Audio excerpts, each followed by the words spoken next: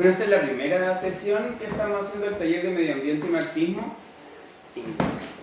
La realidad es que es primera vez que hago un taller así de forma presencial. La vez pasada habíamos hecho uno similar, pero de forma online, era en momentos de pandemia.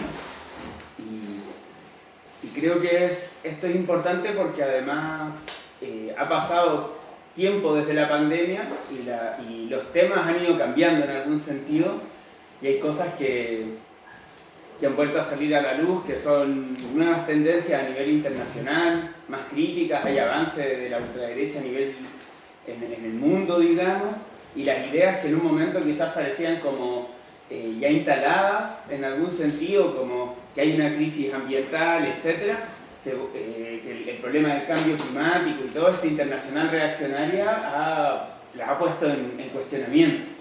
Entonces ese es el contexto más o menos de este taller a nivel internacional y a nivel nacional.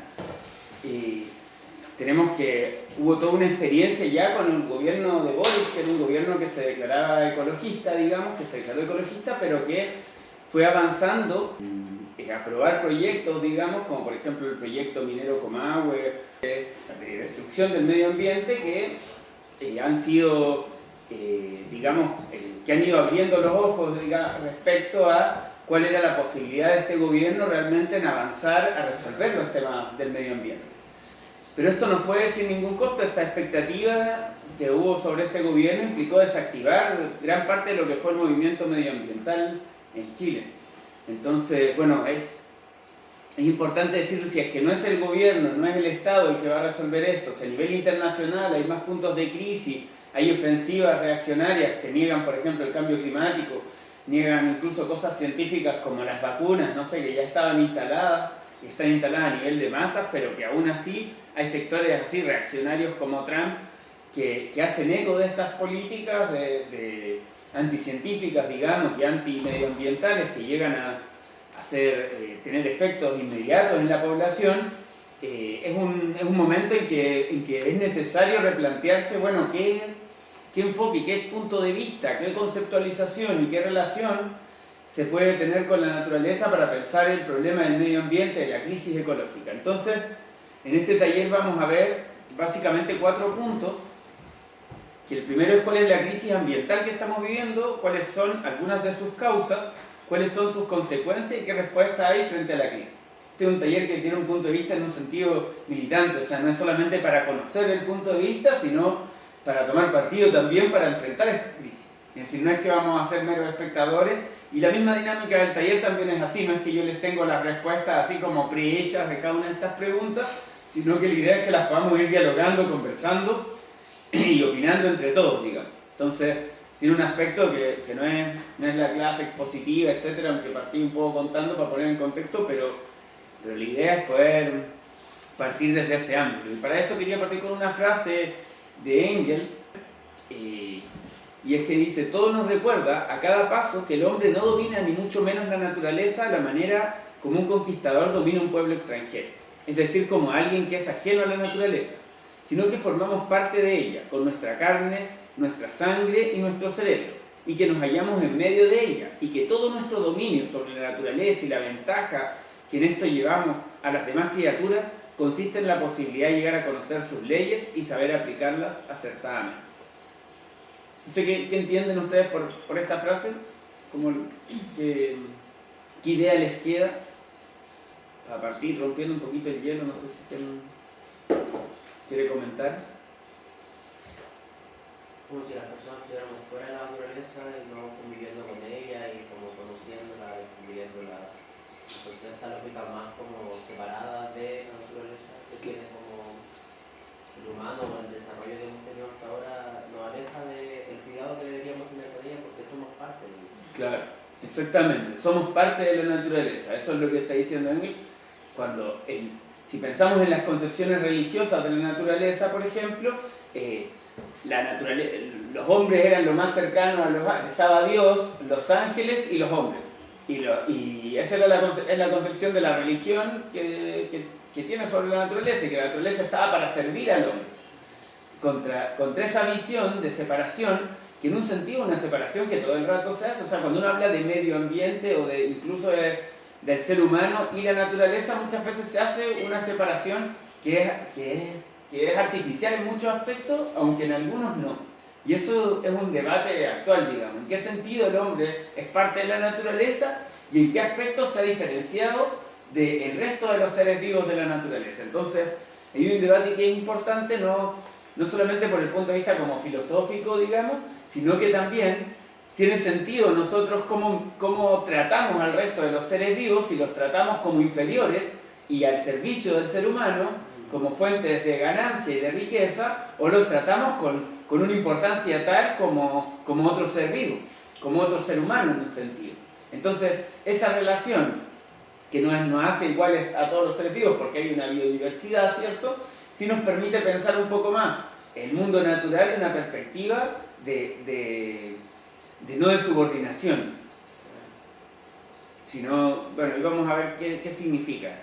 Entonces, como les decía, la primera pregunta, partiendo de esta visión, es que hay una crisis medioambiental, ¿sí?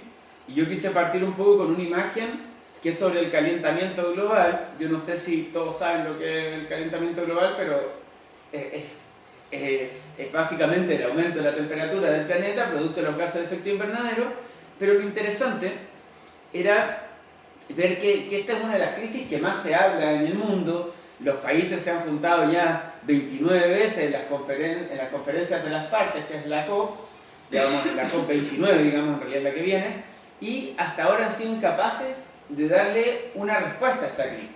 Entonces, si miramos un poquito el gráfico, ¿qué ven ahí? En esta caída. ¿Qué creen ustedes que es? Un poquito antes. Está el 2020, ¿sí? ¿Y qué ven en esa caída? ¿Qué creen ustedes que puede ser?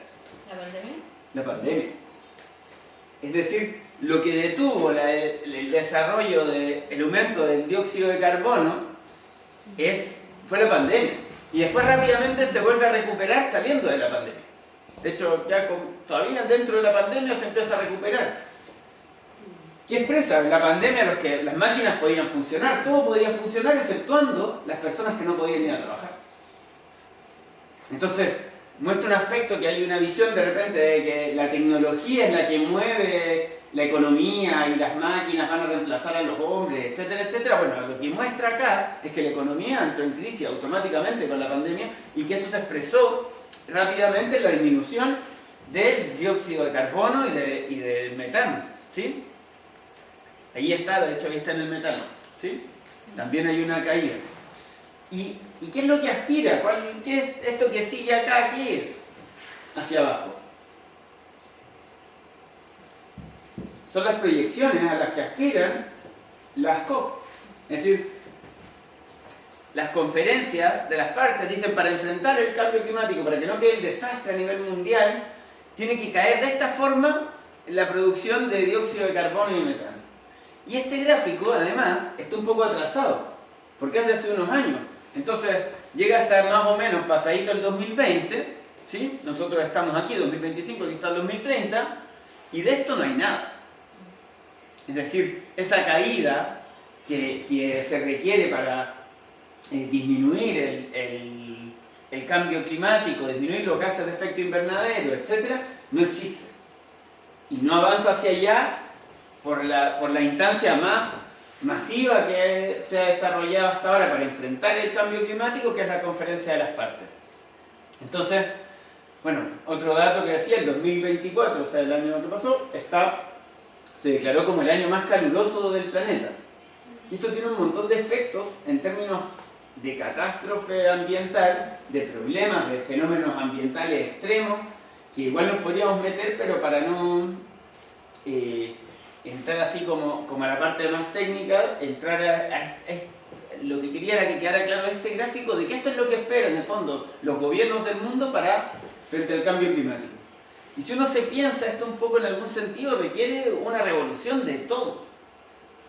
Es decir, para llegar a ese punto de cambio. ¿Sí? Pero, o sea, constantemente estamos en una revolución con el capitalismo. Entonces, la transformación de la energía, cuando dicen así como, "Oh, ya nos vamos a transformar en energías verdes", como, no sé, la energía eólica, la hídrica y sobre todo la explotación de los salares para poder producir autos eléctricos, eso no tiene ningún efecto en la disminución de la generación de gases de efecto invernadero. Es que lo que demuestra sus propios gráficos es que no. Es decir, todo el desarrollo de tecnología verde lo que ha venido es a complementar un salto en la propia producción de CO2. Es decir, sigue aumentando la generación de CO2. Ninguna de las metas de las COP se ha cumplido hasta ahora. De hecho, están así, bueno, tenía un dato más allá, que ni siquiera la plata, que ellos dijeron, no, vamos a poner 100.000 millones en los países avanzados para frenar el cambio climático, ni siquiera pusieron la plata. Es decir, hubo un cambio de hecho en los últimos años de las prioridades que pasó a ser en parte el armamentismo, hay una tendencia guerrerista, etc., que ha ido en contra, entre comillas, de esto también, pero la tendencia ha sido que todas las tecnologías verdes hasta ahora, lejos de frenar, va en aumento. ¿Y qué más nos dice este gráfico? Este gráfico nos habla de cuándo empiezan las emisiones de CO2. No sé si alguien lo ha escuchado, cuándo comienza el salto en la generación de emisión de dióxido de carbono y de gases contaminantes. No sé si lo han escuchado alguna vez. La revolución industrial. Claro, la revolución industrial. Pero ¿qué es lo que no nos dicen de esa época? Que no es solo la revolución industrial, sino que es, ¿qué hubo también junto con la revolución industrial?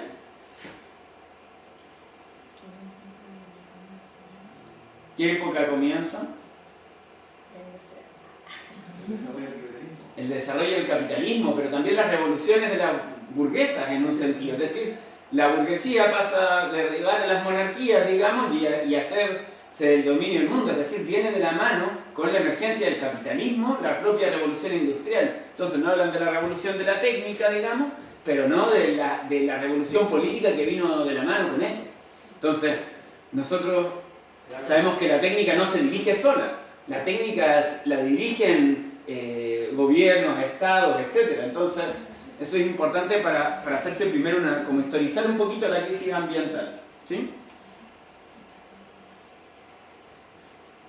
No sé si hay algún comentario, algo para... Vamos avanzando. Después estos datos es para decir básicamente que de repente la crisis ambiental se centra mucho y los empresarios la centran mucho en el problema del cambio climático. Y se habla poco de otros aspectos de la crisis, que es la pérdida de biodiversidad y destrucción de ecosistemas. ¿Y por qué se centra poco en este aspecto y mucho en el otro? Porque el otro el aspecto del cambio climático ha tenido una respuesta de ser un gran negocio, lo decía, con las tecnologías verdes, ¿sí? Mientras que el problema de la pérdida de biodiversidad y destrucción de ecosistemas es el contrario, es su inverso. Es más negocio hoy día, sobre todo, no sé, el negocio de las forestales, de las salmoneras, para nombrar algunos de los ejemplos en Chile, del extractivismo minero. Son todos negocios que van en contra de la biodiversidad y a favor de la destrucción de los ecosistemas. Digo, ahí hay algunos datos que los quise dejar para después compartirles porque de repente puede servir para argumentar esto. Una de cada 4 especies está en riesgo de extinción, es un dato así bien duro para pensar el problema del medio ambiente. Y alguien me podría preguntar, bueno, ¿qué tiene que ver esto con el marxismo, cierto? Porque es el título, pero digo, para empezar es entender cuál es la crisis primero, ¿cierto? ¿En qué momento estamos de esta crisis ambiental? Porque hay desde las visiones más catastrofistas de que el mundo se va a destruir y lo que hay que hacer es viajar a otros planetas para colonizar, cosa que está lejísimos de ser real, ¿sí? O si es que va a ser real, lo más probable es que sea para muy poca gente. Y luego que digamos, en el universo se han encontrado más diamantes que moléculas orgánicas, ¿sí? Es decir, hay cosas que en el planeta quizás las encontramos muy valiosas, etc., pero la vida tiene un valor de escasez mucho mayor, ¿sí? Se ha encontrado más oro, se ha encontrado más diamantes, se han encontrado, muchos metales preciosos que pero mucho menos de eso, vida, ¿sí? O incluso moléculas orgánicas, que es como, podríamos hablar de precursores de la vida. Pero bueno, después, otro carácter de esta crisis, que es lo que es donde ya nos empezamos a acercar al meollo del problema. La irracionalidad de la sobreproducción y la obsolescencia programada. ¿Qué es obsolescencia? Vamos a explicarlo inmediatamente. Pero muy buena pregunta. Ay, tengo una buena recibida y una buena. Pero claro, vamos a la irracionalidad de la sobreproducción primero. Yo lo que decía, un tercio de la comida que se produce en el planeta se desperdicia. Y hay más o menos 733 millones de personas que pasan hambre. O sea, lo que explica un poco de ahí una irracionalidad de cómo funciona este sistema. Es decir, nosotros producimos mucho más de lo que se necesita para vivir. Y el desperdicio en algún sentido es porque todo se distribuye acorde a el sistema de mercado. Es decir, puede haber muchísima comida disponible, pero si está en un precio que yo no me alcanza, no voy a poder acceder a ello. Y eso, esa mano del mercado, digamos, de decir, bueno, pero si hay abundancia de oferta, entonces yo voy a poder, van a bajar los precios, etcétera, etcétera. En el problema de los alimentos, sobre todo, siempre ha sido una farsa. Porque hay países que tienen una concentración de capital suficiente para acceder a esos productos y hay otros países que concentran las hambrunas. Entonces, una buena parte de África, de países de África, del África más pobre, digamos, concentra gran parte de esta hambruna, pero también en Latinoamérica. De repente nosotros creemos que en Chile no hay situaciones de hambre porque no nos tocan, pero directamente verlas, pero sí están ahí. Incluso están ahí, si uno mira, no sé, en las escuelas, en los alimentos que entrega la JUNAEP, uno encuentra precariedad en la alimentación. ¿Y por qué es eso? ¿Porque faltan alimentos en el mundo? Para nada. De hecho, en Chile es una potencia de exportación de alimentos. Y uno diría, bueno, debiese ser más barato acceder a los productos en Chile porque es una potencia, pero es al contrario, porque como hay países ricos, hay países pobres, la exportación prioriza por entregar a los países ricos. Gran parte de lo que llega a Chile es la merma, digamos, de fruta y verduras, etcétera, de lo que no se pudo exportar.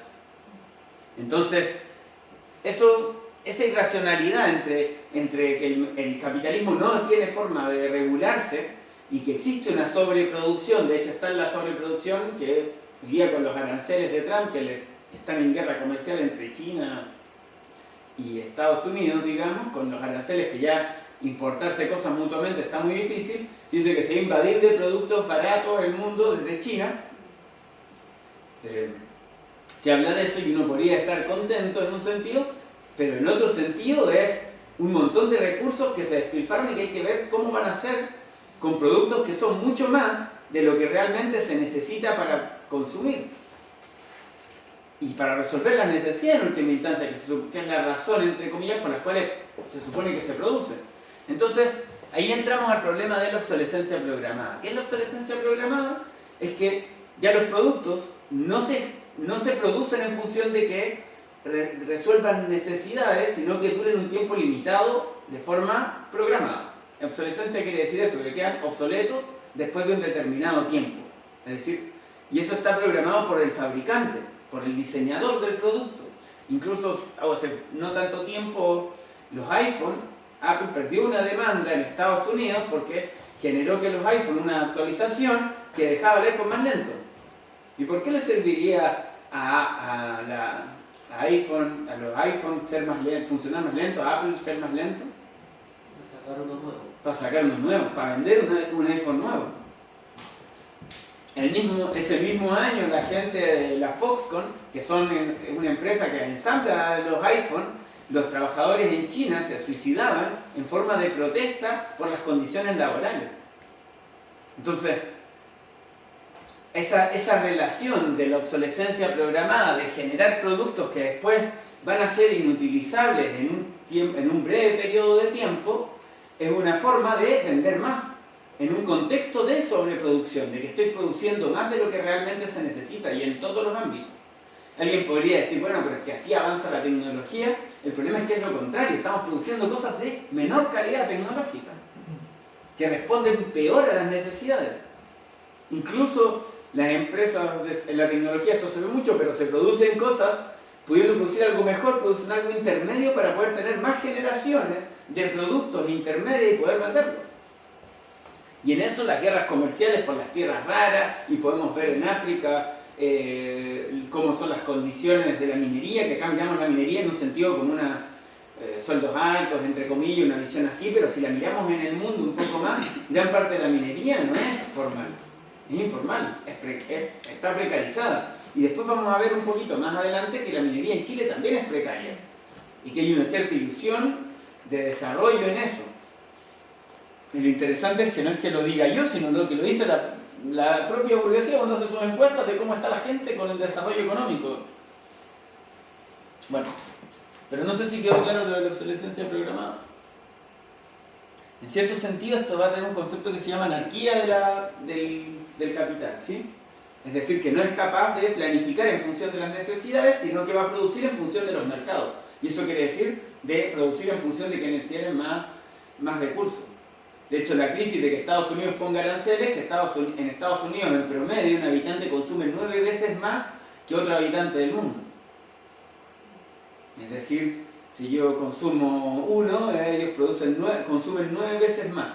Y acá en realidad menos de 1, porque el promedio del mundo en realidad es mucho más alto en Europa, digamos. Entonces, bueno, pero ¿qué pasa con la contaminación porque hablamos de países ricos y países pobres? Todavía no hemos hablado como dentro de los países, pero si miramos cuál es el país más contaminante del planeta. China principalmente, ¿cierto? Pero si miramos las emisiones acumuladas entre 1750 al 2021, ¿cuál sería el más contaminante del planeta? Estados Unidos. ¿Qué es lo que pasó entre medio? Y eso ayuda a entender gran parte de la geopolítica actual. ¿Qué pasó entre medio? ¿Por qué? Porque Estados Unidos era el más contaminante del planeta muchos años y pasó a ser China en la actualidad. ¿Por los mercados de Estados Unidos se fueron a China? Claro, más que los mercados, la industria. Se llevó hacia donde encontraba mayor cantidad de mano de obra barata. El neoliberalismo, en el fondo, en cierto sentido, el desarrollo del transporte, de la logística, de las cadenas de valor internacionales, en donde un producto viene de China, se arma otro en la India y se arman en México, por decir algo, esas cadenas de ese encadenamiento productivo, como lo dice la burguesía en algún sentido, pasó a estar bastante concentrado en China. ¿Qué año creen ustedes que pasó eso? ¿Reciente o hace mucho? A ver cómo vamos. ¿Quién le tira un año? Eso fue como, a ver, yo digo algo así como el 2002, 2005 tal vez. Estamos cerca, muy cerca. El 2006 fue el cambio exactamente. El 2006 China pasó de ser el país que genera mayores índices de dióxido de carbono. Es decir, a veces uno podría pensar, bueno, el neoliberalismo empezó, qué sé yo, podríamos decir con la caída del muro al comienzo de los 90, digamos, pero ese traspaso no fue rápido.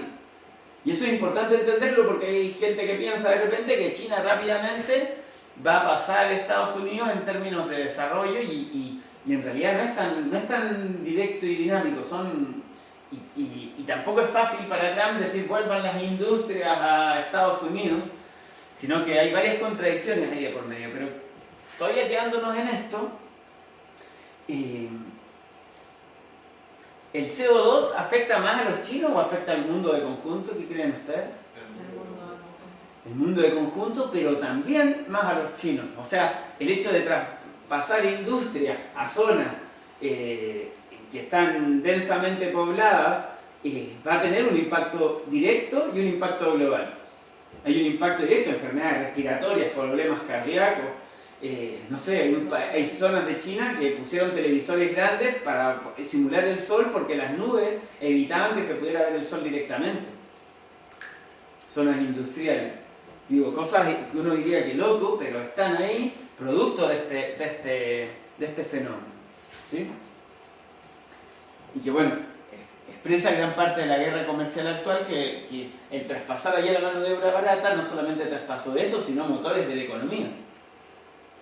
Sí, es como que yo siento que igual es como una cosa es O sea, creo que lo describí bien porque una cosa es las emisiones que se producen, porque ahora igual siento que hay una tendencia también como a diluir lo que son las fronteras de los países, como que ya no hablamos de, por ejemplo, las emisiones de China son netamente en ese territorio como geopolítico chino, así como delimitado, sino que en verdad China tiene extensiones de industrias en otros lados o Estados Unidos tiene otros lados, y esas industrias que son de propiedad de cierto país producen como estas emisiones de CO2. Entonces, como mi pregunta sería, ¿ese 32% representa netamente a China como el territorio o en verdad es lo que como país-nación China produce a nivel mundial, como con sus esferas industriales en todo el mundo? No, esto es lo que se produce en territorio chino, ¿sí? Fundamentalmente. Y son, claro, parte de la industria es norteamericana, ¿sí? O sea, la medición de emisiones, porque si bien se diluyen las fronteras, los estados nacionales siguen existiendo. Y son los que van y calculan cómo son las emisiones. Porque no es que a los capitalistas no les importe lo que pase con el mundo, porque es su fuente de ganancias. En un sentido, hay sectores que les da más, entre comillas, que velan más por sus intereses, y tipo Trump o tipo Milei, por ejemplo, en Argentina, etc. Y tienen orientaciones que les importa menos el medio ambiente, pero hay sectores que dicen con el medio ambiente y con esta crisis yo también puedo hacer negocio. Entonces, por ejemplo... nosotros tenemos, no sé, empresas chinas, tenemos los canadienses, tenemos HP Billiton. Esas emisiones de CO2 y esa destrucción ambiental, ¿se consideraría como que su país lo está provocando o nosotros como Chile, lo estamos eso está en Chile. Entonces, esos chilenos, aunque la empresa que lo hace Sí. sea una transnacional. Sí, exactamente. Sí. Porque No, sea una cadena de producción, como decía el domingo. No, las mediciones son desde los países. ¿Y por qué? Porque gran parte de esto es que las empresas, si bien tienen una preocupación formal, es el Estado, entre comillas, el que le cargan el muerto en algún sentido de los problemas ambientales. Y el que permite que... El que autoriza las emisiones, etcétera, sí. Sí, cuando uno, por ejemplo, porque están hablando de lo que se recarga acá son los sistemas de salud. Y en la gran mayoría del mundo los sistemas de salud no son totalmente privados, digamos, menos para los trabajadores y los sectores populares que no pueden pagarlo. Entonces, en su gran parte esto es para pensar, bueno, necesitamos, no sé, tanto déficit de broncopulmonares, tanto déficit de especialistas para cardiopatías y así. Entonces, si bien existen las transnacionales y el mundo está globalizado, todavía los estados nacionales juegan un rol importante. De hecho, por eso lo de los aranceles, de hecho, vuelve a recordarlo en algún sentido, lo de las guerras también. Bueno, y hay unas cifras de la cantidad de muertes al año respecto a las emisiones, que esas emisiones no son cambio climático, sino problemas cardiorrespiratorios fundamentalmente.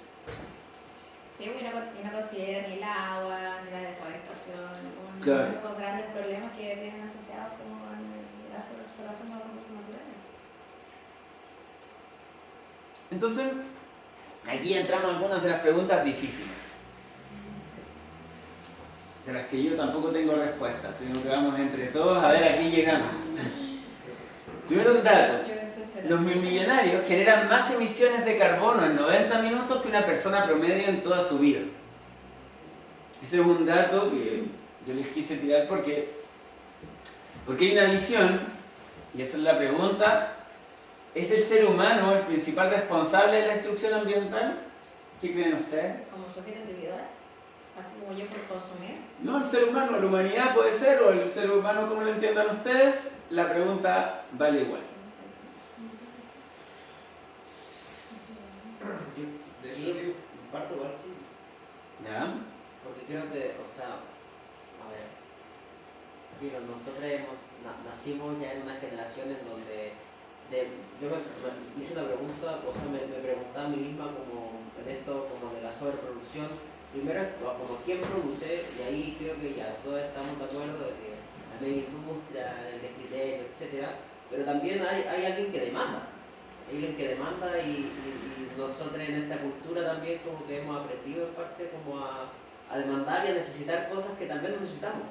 Y que tiene que ver, yo creo que con esa línea que no quisimos ahondar, que es como esa pregunta más filosófica de hacia dónde nos está llevando este avance de civilización, ¿cachai? Que en algún momento con la colonización como que tomó distancia, pero, o sea, como que se agudizó con la colonización porque, no sé, nuestros pueblos autóctonos tenían una forma de vida, pero la colonización llegó a instalar otra forma de vida. Y ahí comenzó como la acumulación de capital y el desarrollo de la burguesía y lo que planteaste como de la revolución industrial. Entonces, creo que es compleja la pregunta. Sí, son preguntas. Pero es cierto que igual hoy en día como que demandamos, ¿cachai? Como que es cierto que todas utilizamos, no sé, pues el uso de la ropa, ¿cachai? Como los alimentos, como que la población lo está demandando, ¿cachai? Como y filo, nos están educando y nuestra cultura es así, pues entonces, y ahí viene el dilema como lo individual versus lo colectivo, como cómo lo combatimos un poco. Bien, interesante, por allá está. Sí, es que una respuesta como contradictoria porque lo produce la humanidad, claro, pero la humanidad no es la humanidad en general, porque los capitalistas son más, pero es la clase capitalista, en verdad. Ahí está el responsable de la destrucción ambiental, en verdad. Porque tiene que ver con justamente, o sea, lo que he desarrollado un poco, con el modo de producción capitalista que depreda el ambiente, depreda el medio ambiente y lo destruye completamente. Ahora, ahí el tema de esta relación entre producción y consumo, yo creo que ahí, claro, o sea, primero que esta cuestión de la oferta y demanda no es un motor de la economía, en verdad, ¿ya? Sino que hay una cuestión de que en verdad el capitalismo cómo organiza la sociedad también, ¿ya? Lo organiza en función de la producción de mercancía. Entonces lo organiza en función de producir o lo que sea que vaya al intercambio, a la generación de ganancias.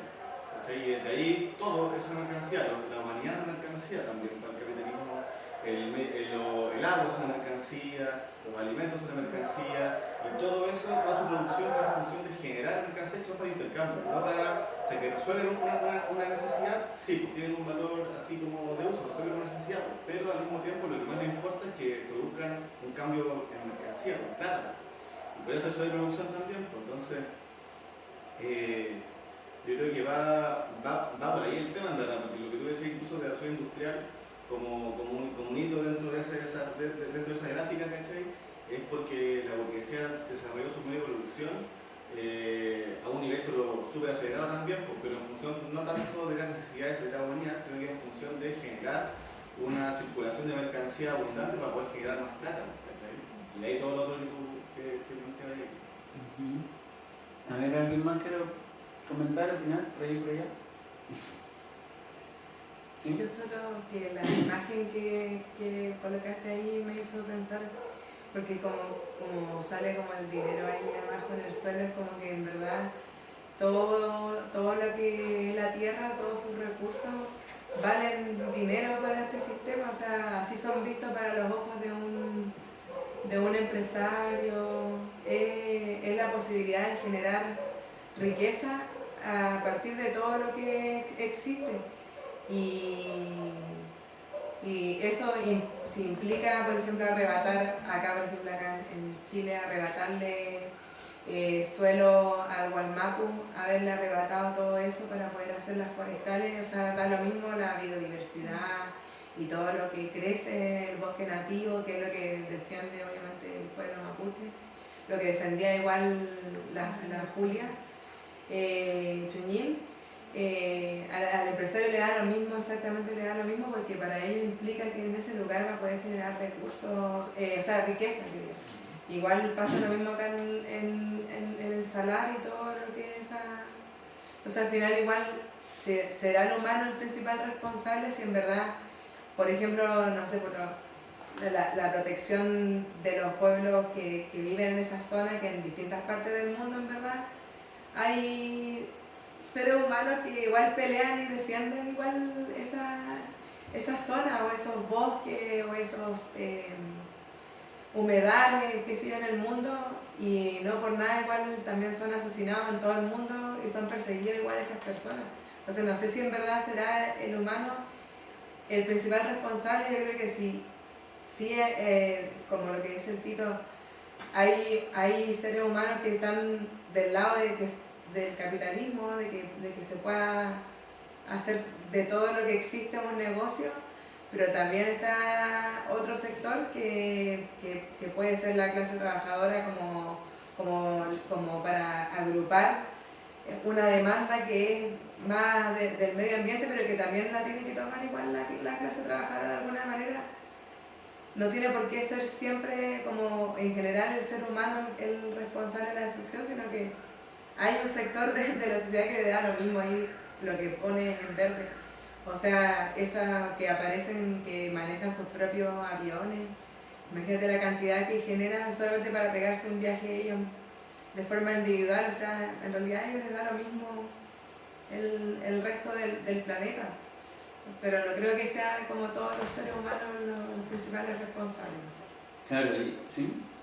Yo creo que igual es importante entender que estas mismas personas que destruyen la naturaleza, hoy en día, no sé, como el GEF Humedales Costeros, que hacen como restauración de zonas de ecosistemas, dicen que hay que ponerle un valor económico a los servicios ecosistémicos que nos presta cierto ecosistema, no sé, los bosques, los humedales, porque si le ponemos un valor económico, de esa forma vamos a poder como ejemplificar cuál es el valor real de ese ecosistema.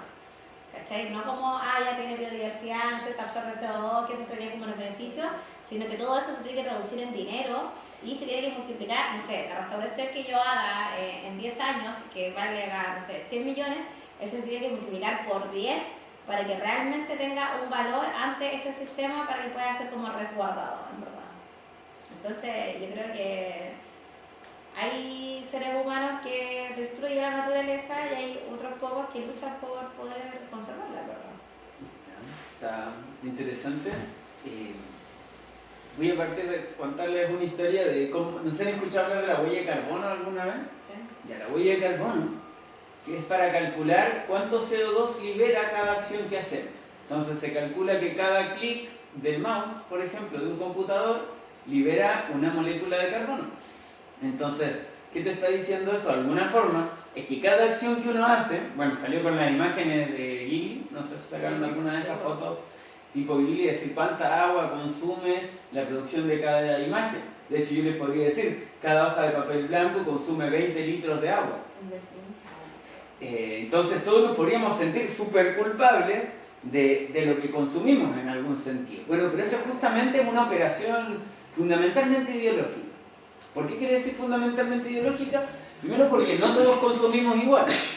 Acá el ejemplo de los 1000 millonarios que en 90 minutos de su vida, es decir, menos tiempo del que yo he estado acá desde que empezamos el taller en algún sentido, o de la hora original del taller, hasta ahora, ellos emiten el carbono que va a generar una persona en toda su vida. Es decir, hay una desigualdad en el consumo, ¿sí? Pero el consumo, hay una ilusión de que es libre el consumo.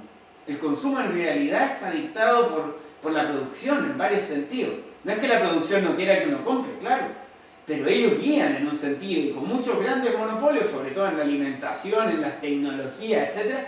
¿Cuál es esa oferta? ¿Cuáles son las posibilidades de esa oferta? ¿Quiere decir que el consumo no cambia nada respecto a la producción? No, sí cambia, pero no en el sentido que quiere el consumidor, sino en el sentido de cómo lo lee el productor. Por ejemplo, si la gente tiene poca plata en Latinoamérica, yo voy a ofrecer productos baratos, entre comillas, de mala calidad, que me cueste poco producirlos. Si yo quiero además, tengo que los sueldos acá no son tan altos, voy a producir en esas condiciones. Es decir, hay una relación acorde de una cosa y la otra, ¿sí? Por ejemplo, en Chile se producen salmones, pero los salmones se producen con las mayores tasas de antibióticos, con las mayores condiciones de hacinamiento, y el consumidor de un salmón no puede decidir realmente cómo se produce ese salmón, sino que es el que le alcanza para poder acceder como consumo nada más. Y constantemente la producción, en cierto sentido, la dictadura del capital, en un sentido, es la que manda. En un sentido, nosotros podemos decir, vivimos en un sistema democrático respecto a los gobiernos, pero en la esfera de la producción, no es que en la fábrica yo puedo decidir cómo se organiza esa producción. Ahí hay dictadura, no hay democracia. ¿Se entiende? No es que los trabajadores votan y dicen, no, vamos a organizar los turnos de esta forma, sino que hay una dictadura patronal, que si te ven hablando mucho con el de al lado, oye, deja de perder el tiempo, no me está haciendo productivo, fue mucho tiempo, mucho rato al baño, ahí hay dictadura. Y en esa dictadura está puesta al servicio de las ganancias.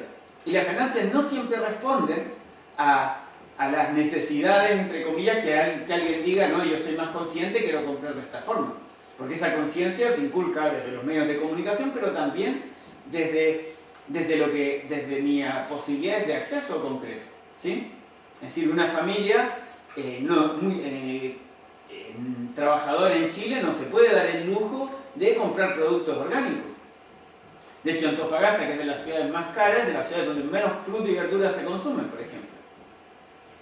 Entonces, el consumo no está, existe el consumo, afecta a la producción, pero no en la dirección que a nosotros nos gustaría, digamos, sino en función de los intereses de los propios capitalistas. Y que dentro de los propios capitalistas además se disputan esos espacios.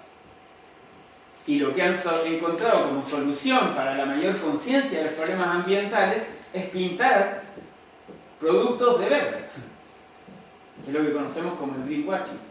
¿Sí? Es decir, hacen la ilusión de que un producto contamina menos de lo que realmente impacta el medio ambiente. Ahora, eso no quiere decir que no haya emergido un mercado verde de productos, entre comillas, más saludables y que una fracción de la población pueda acceder a ellos, pero esa fracción es reducida, porque es más caro, porque está más por fuera del modelo productivo. Entonces, ¿es la humanidad responsable? No, la humanidad ha existido por muchísimo más tiempo. Hablaba de los pueblos originarios. Eran también parte de la humanidad. Nosotros hemos sido mucho más tiempo cazadores-recolectores que pueblos. En la historia de la humanidad hemos sido mucho más tiempo cazadores-recolectores que personas que utilizan la agricultura para vivir. Si la historia de la humanidad es mucho más tiempo sin grandes impactos ambientales en términos de crisis, que es lo que lleva haciendo el capitalismo.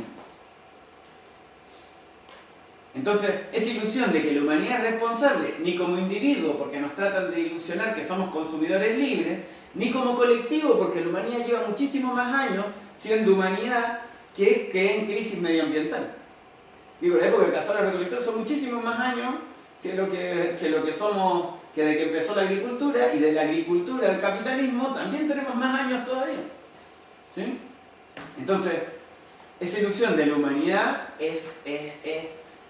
uno podría decir que es una pregunta un poco capciosa, en el sentido de que uno piensa en la humanidad y piensa en la humanidad actual, en el sistema presente, con las relaciones establecidas desde ya. Pero la humanidad no es eso, la humanidad tiene muchas otras formas de organizarse. Y las sociedades tienen muchas más formas de organizarse que uno, siguiendo antropológicamente, digamos, puede observar. Y por lo tanto, ¿eso para qué nos sirve? No para decir, bueno, es que simplemente llegar a la respuesta conceptual, sino para decir, hay otras formas de que se puede organizar el ser humano en relación con la naturaleza o como parte de la naturaleza, como dijimos al comienzo. Eso es lo que más o menos queremos pensar o llegar como un poco en diálogo a esa respuesta. Sí, un poco pregunta quizás y considerando lo que tú dices, esa idea de conquista cuando recién pasa esto de que se roban las tierras y todas esas cosas, ¿sientes tú que está relacionado al sentido de permanencia también con la tierra en ese aspecto? Como la sensación de sentir que a través del consumo hay como un control, porque generalmente no tenemos como control posicional, entonces como tendría que ver un poco con eso igual, hablando de lo individual, pero claramente eso igual se ha fomentado a través de los medios para también evitar quizás esta como función como de comunidad, ¿cómo va a funcionar de esa forma? O sea, hay varias cosas en esa pregunta. Hay una ilusión en el consumo de que efectivamente somos libres y que nos hacen creer que porque podemos elegir entre 3 o 4 productos estamos en la libertad del consumidor, que es una primera ilusión, porque en realidad esos 3 o 4 productos, un porcentaje alto, son de los mismos propios capitalistas, digamos, que se agrupan y te ofrecen distintos sabores de bebida y así. Pero en el fondo, el problema del consumo es que no está relacionado con qué es lo que se produce. Entonces, mientras no podemos elegir qué es lo que se produce, nuestro consumo va a estar acotado a lo que nos quieran vender. Eso no quiere decir que no pueda haber innovación, que no puedan surgir nuevos productos, etcétera, etcétera, pero están acotados por el mercado de capitales fundamentalmente. Es decir, esa ilusión media boba de decir, no, yo voy a emerger con mi propia bebida y voy a competir con la Coca-Cola y lo que pasa normalmente, incluso cuando surgen esas cosas, es que las grandes empresas las compran y después las producen en masa y les abaratan el costo de producción haciéndolo más precario y después te lo venden. Y eso Coca-Cola, qué sé yo, son expertos en eso. Nosotros a veces lo vemos, qué sé yo, hasta en los productos culturales hacen eso. Van y dicen, no, este grupo está interesante, pongámosle que la actividad más creativa del mundo es la artística y expresan sensibilidad, o este grupo está interesante, lo transformamos en un grupo comercial, emerge y ahora es un producto excelente para hacer recitales y las productoras y todo un negocio monopólico. Hasta la arte y la cultura funciona en ese mismo ángulo. Eso como por respecto al consumidor. Y después, respecto al problema de la pertenencia a la tierra, ¿sí? Que eso entendí un poco, sí, existe una separación. Las personas no son dueñas y conscientes del valor que tienen de lo que producen.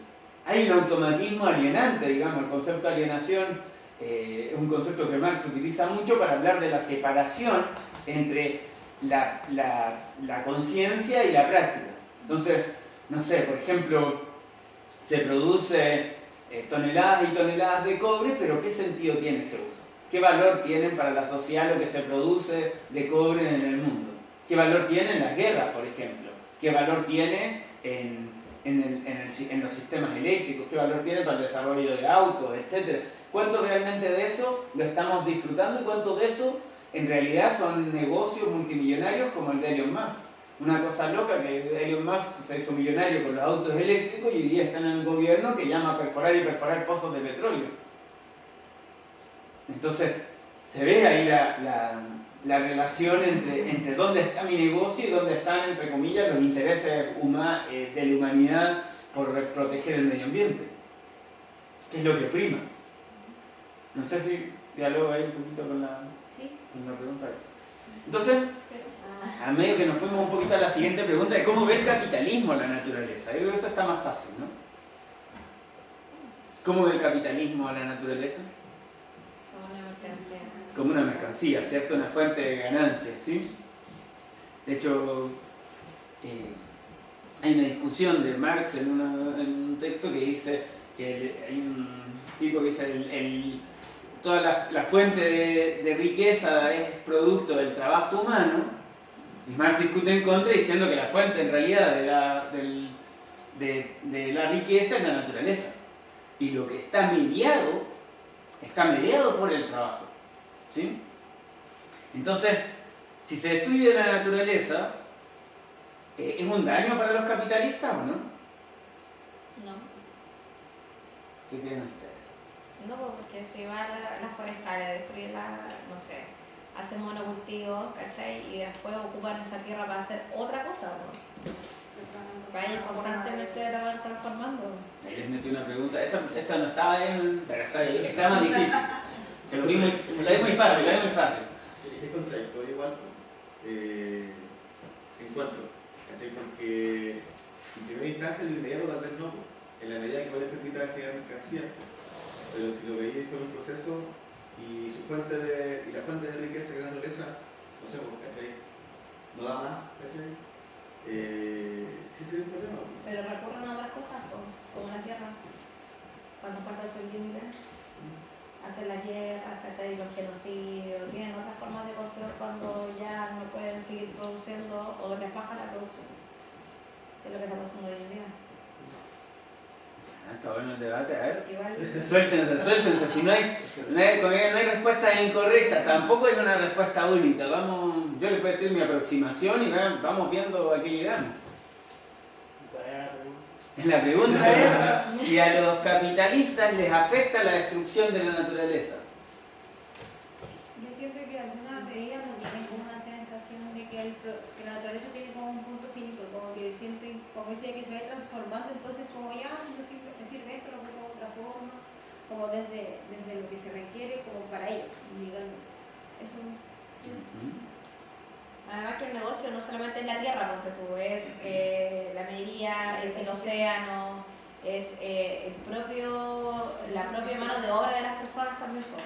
La privatización. Claro. Ya voy yo entonces. Ya, Sofi no hablaba nada. No, se callada. Ya. No, si el debate está abierto. A ver, en un aspecto hay respuestas que son un poco más dialécticas. En un aspecto sí, en el sentido de que ellos quieren aumentar sus ganancias y por lo tanto si se destruye parte de la naturaleza, hay nichos menos donde ellos puedan elevar sus ganancias. Por ejemplo, en Chile están preocupados porque baja la ley del cobre, entonces tienen que invertir más para obtener más cobre. Entonces, les preocupa, por ejemplo, que si sus empleados se empiezan a morir porque se contaminan, bueno, ¿de dónde voy a sacar mano de obra? Digo, en un sentido descarnado, sí les preocupa. Ahora, ¿pueden como clase actuar de forma homogénea para enfrentar esta crisis? No. Porque efectivamente lo que dicen ustedes, de hecho las guerras tampoco es que les sirven a los capitalistas como objetivo en sí mismo. El objetivo de la guerra es que las necesidades de una fracción de los capitalistas organizadas en un Estado nacional, digamos, primen sobre las de los otros. Es decir, no es que los capitalistas funcionen como una clase homogénea, sino que son heterogéneos, tienen intereses cruzados, se disputan las ganancias entre ellos.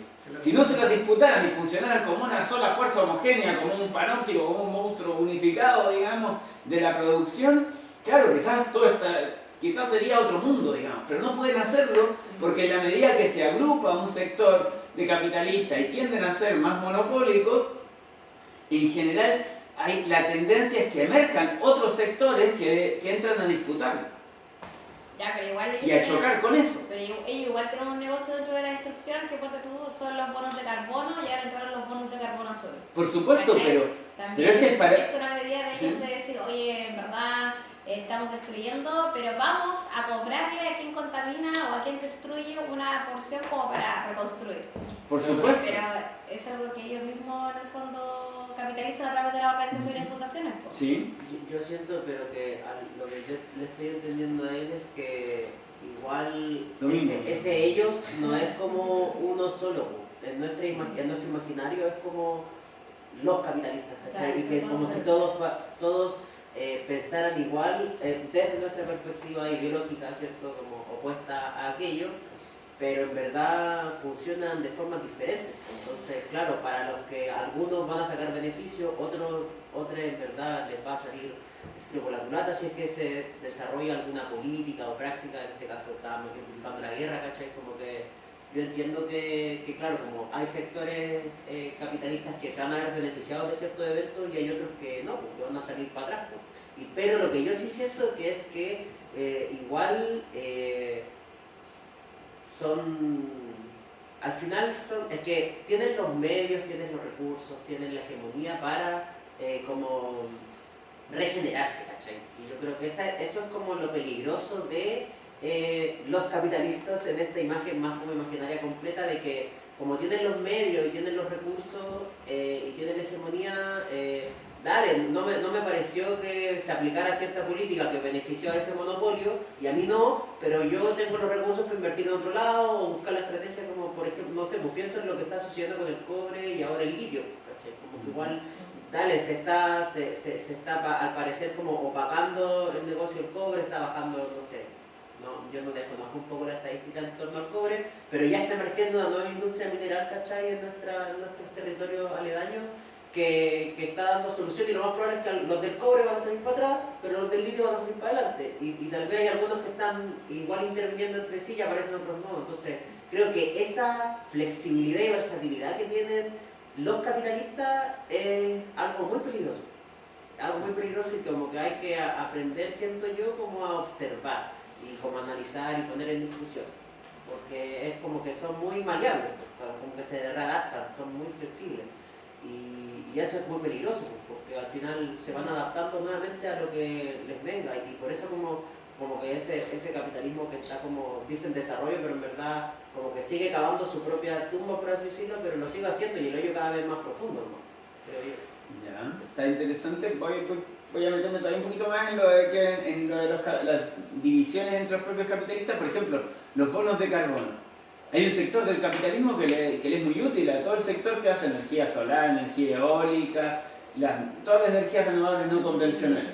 Pero al sector de los hidrocarburos, esa política de tener que comprar bonos de carbono le encareció el proceso productivo y les encareció el tener que, entonces los obliga a invertir en otras cosas, en cosas que quizás todavía no tienen tanta ventaja. Entonces hay brecha entre los capitalistas. De conjunto, los capitalistas, el resultado es la destrucción del medio ambiente y la destrucción de la naturaleza, la precarización de las condiciones laborales, etc.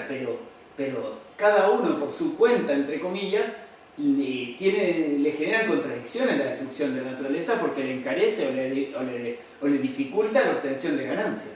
Y por eso se ven obligados también, entre comillas obligados, o buscan formas alternativas. ¿Sí? O sea, Elon Musk empezó a perder, Tesla se tendió a hundir y empezó a tener más ventajas con Starlink. ¿Y por qué con Starlink? Porque en la emergencia de este sector más reaccionario, con las tendencias guerreristas, las comunicaciones satelitales empezaron a volverse más necesarias para todo el tema de la logística de la guerra. Entonces, hay una relación, Starlink es la empresa de internet satelital de Elon Musk, entonces eso le empezó a ir mejor. Entonces, a medida que efectivamente ellos se adaptan y encuentran salidas, digamos, a las crisis, efectivamente, pero profundizando sus contradicciones. ¿En qué sentido? En que la naturaleza no es infinita. Yo creo que esa ¿Sí? es como la base. Esa visión de que la naturaleza es infinita y el mundo tampoco es infinito. Sí. De hecho, el problema de que avanzara la OTAN en dirección a Ucrania y hacia aislando a Rusia, que generó finalmente parte de las fases de la guerra Rusia-Ucrania, son expresión de que las disputas por el mercado y por conquistar otros espacios de obtención de materias primas, de nichos de riqueza, acumulación, etc., no utilizan solamente los medios tradicionales de inversiones, sino que utilizan medios extremos como las guerras, o las guerras comerciales, como en el caso de la relación entre China y Estados Unidos. Entonces, cuando ven que su posibilidad de obtener ganancia se ve más dificultada, sea por crisis, por problemas ambientales, por problemas geopolíticos, por la conquista de nuevos mercados, recurren a medios más extremos como las propias guerras. Es decir, la situación de la economía no es que esté fácil, porque el capitalismo es un sistema expansivo en sí mismo. ¿Sí? Y nos metemos en una parte más económica, pero es expansivo, por lo tanto expansivo para obtener recursos naturales, como expansivo es para buscar obtener nuevos nichos de acumulación y aumento de sus ganancias. Entonces, esa expansión llega a puntos de crisis que ya hemos visto. La Primera Guerra Mundial fue expresión de que la forma de expansión del capital había llegado a un límite global y buscaron medios más de guerra para obtener ese capital. Entonces, me alargué mucho en esta pregunta, pero ¿cómo considera el marxismo a la naturaleza? ¿Cuál es la comprensión desde el marxismo? Que eso nos retrotrae quizás a la primera frase que veíamos al comienzo.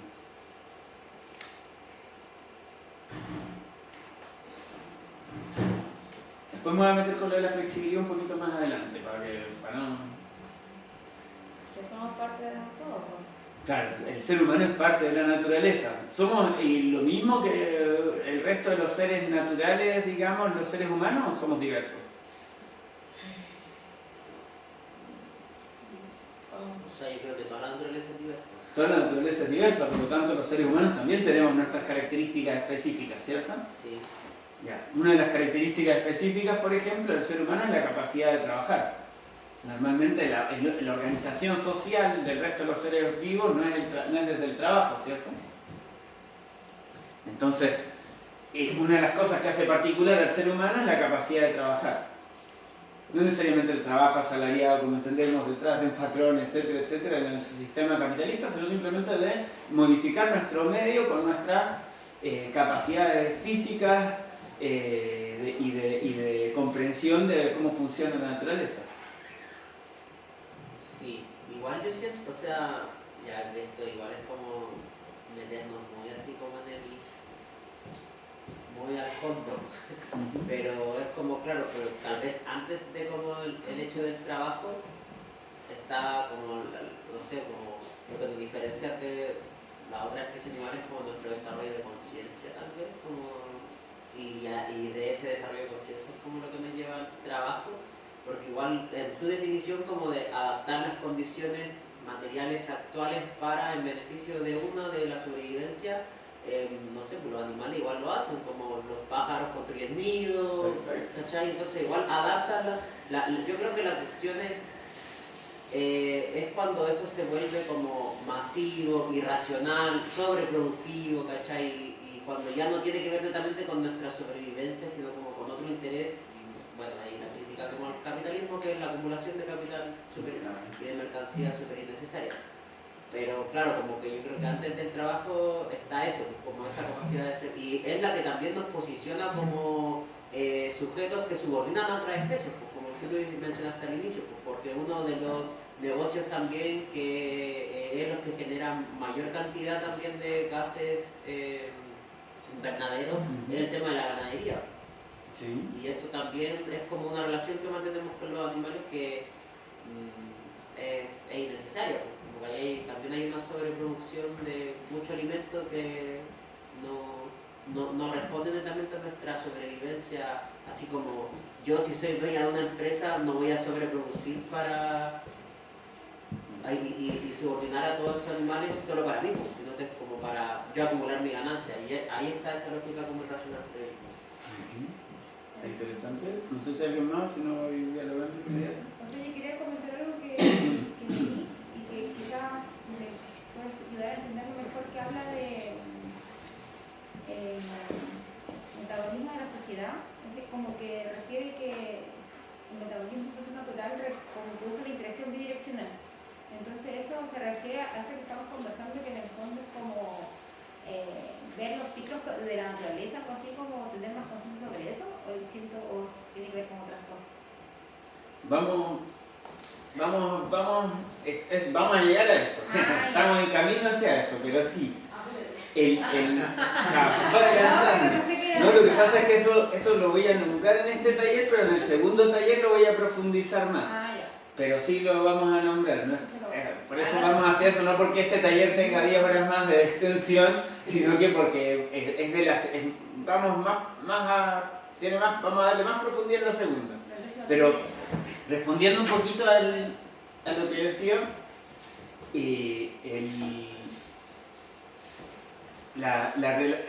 hay una coevolución entre el desarrollo de la conciencia y la capacidad intelectual del ser humano, que uno lo dice, no, es que la conciencia es lo que nos diferencia, no sé, de los animales que no tienen conciencia, o la inteligencia te dice también, y la posibilidad de el trabajo.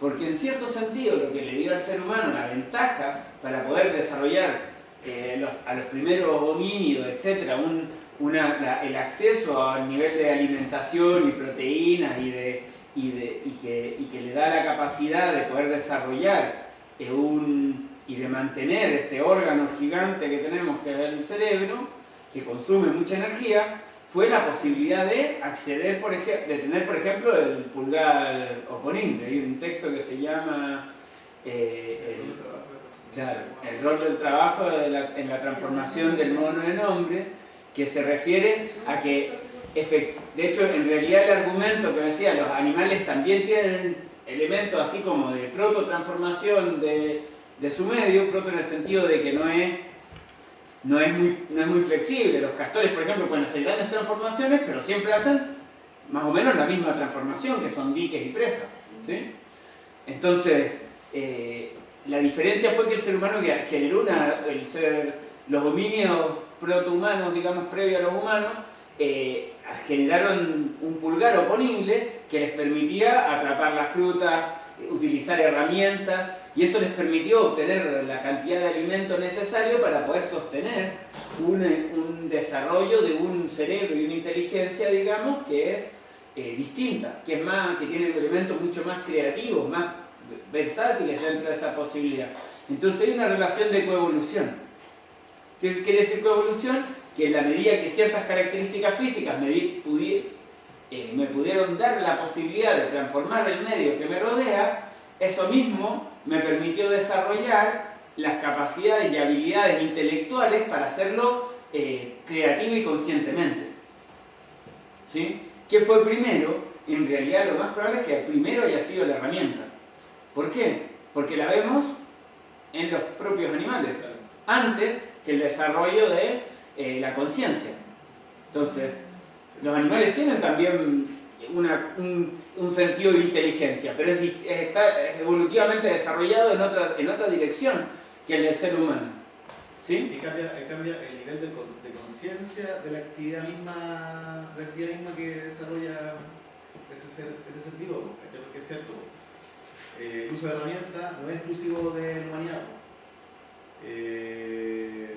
Un bonus de herramientas, ¿cachai? Una herramienta en el sentido de que una vara de un árbol para hacer algo es una herramienta.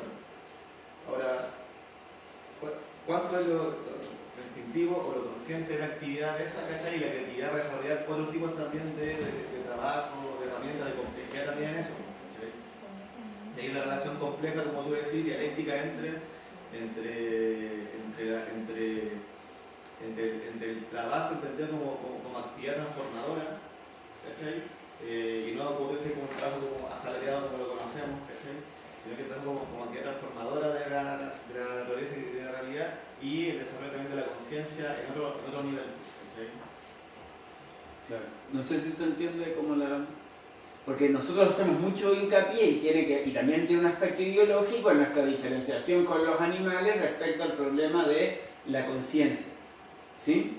Y hay mucho de eso porque hay una valorización en este sistema mucho mayor del trabajo intelectual por sobre el trabajo manual, ¿cierto? Pero el punto de partida es coevolutivo, en el sentido de la capacidad de usar herramientas con el desarrollo del trabajo. Sería un error también decir que el trabajo actual es lo mismo que el trabajo de cuando evolucionan los primeros homínidos, ¿cierto? También sería un error, por eso es coevolutivo, ¿sí? Es decir, va modificándose en simultáneo, uno empuja al otro y el otro al uno simultáneamente en el proceso histórico, ¿sí? Bueno, pero ¿qué tiene que ver esto con por qué nos interesa cómo considera el marxismo al medio ambiente? Porque nos habla de un proceso consciente de cómo queremos, cuál es el camino en el fondo para buscar otra forma de relacionarnos con la naturaleza. Y desde ahí, bueno, esto como que nos fue un poco como en la parte filosófica, volvemos un poquito, vamos a volver un poquito al suelo y vamos a decir, bueno, pero toda esta actividad productiva, que es lo que permitió al hombre generar conciencia, elevarse en un sentido metafórico, no real, por sobre el resto de los seres humanos, de los seres vivos, perdón, realmente está generando una situación de beneficio. Y aquí yo quise entrar a Antofagasta, dije que lo iba a hacer porque me parecía importante estos datos, porque nosotros acá ocurre que no nos imaginamos ya en otra forma de relación con la naturaleza. ¿Qué quiere decir que no nos imaginamos? Que decimos, bueno, pero ya está instalada la minería, está instalada los procesos productivos que existen, eso es lo que permite que haya trabajo y por lo tanto eso es lo que nos permite vivir, y todo lo demás que hemos hablado hasta ahora un poco de críticas aquí y allá, pragmáticamente ya en el suelo tocando lo que es tangible, no existe, digamos, no hay otra vía, otro mundo no es posible, digamos, en un sentido. O sea, esta crisis es lo que hay. Y ya esperemos que conquisten Marte pronto para poder viajar unos pocos allí que se salven. Entonces, podemos llegar a esa ilusión. Pero a esa ilusión dijimos que el capitalismo era en expansión, que entra en crisis. ¿Y cuál es la crisis más aquí, por ejemplo? Que esa crisis no es solamente un aumento de la riqueza, sino también un aumento de la pobreza. Y que mientras unos se enriquecen más, otros se vuelven más pobres, inclusive a nivel local.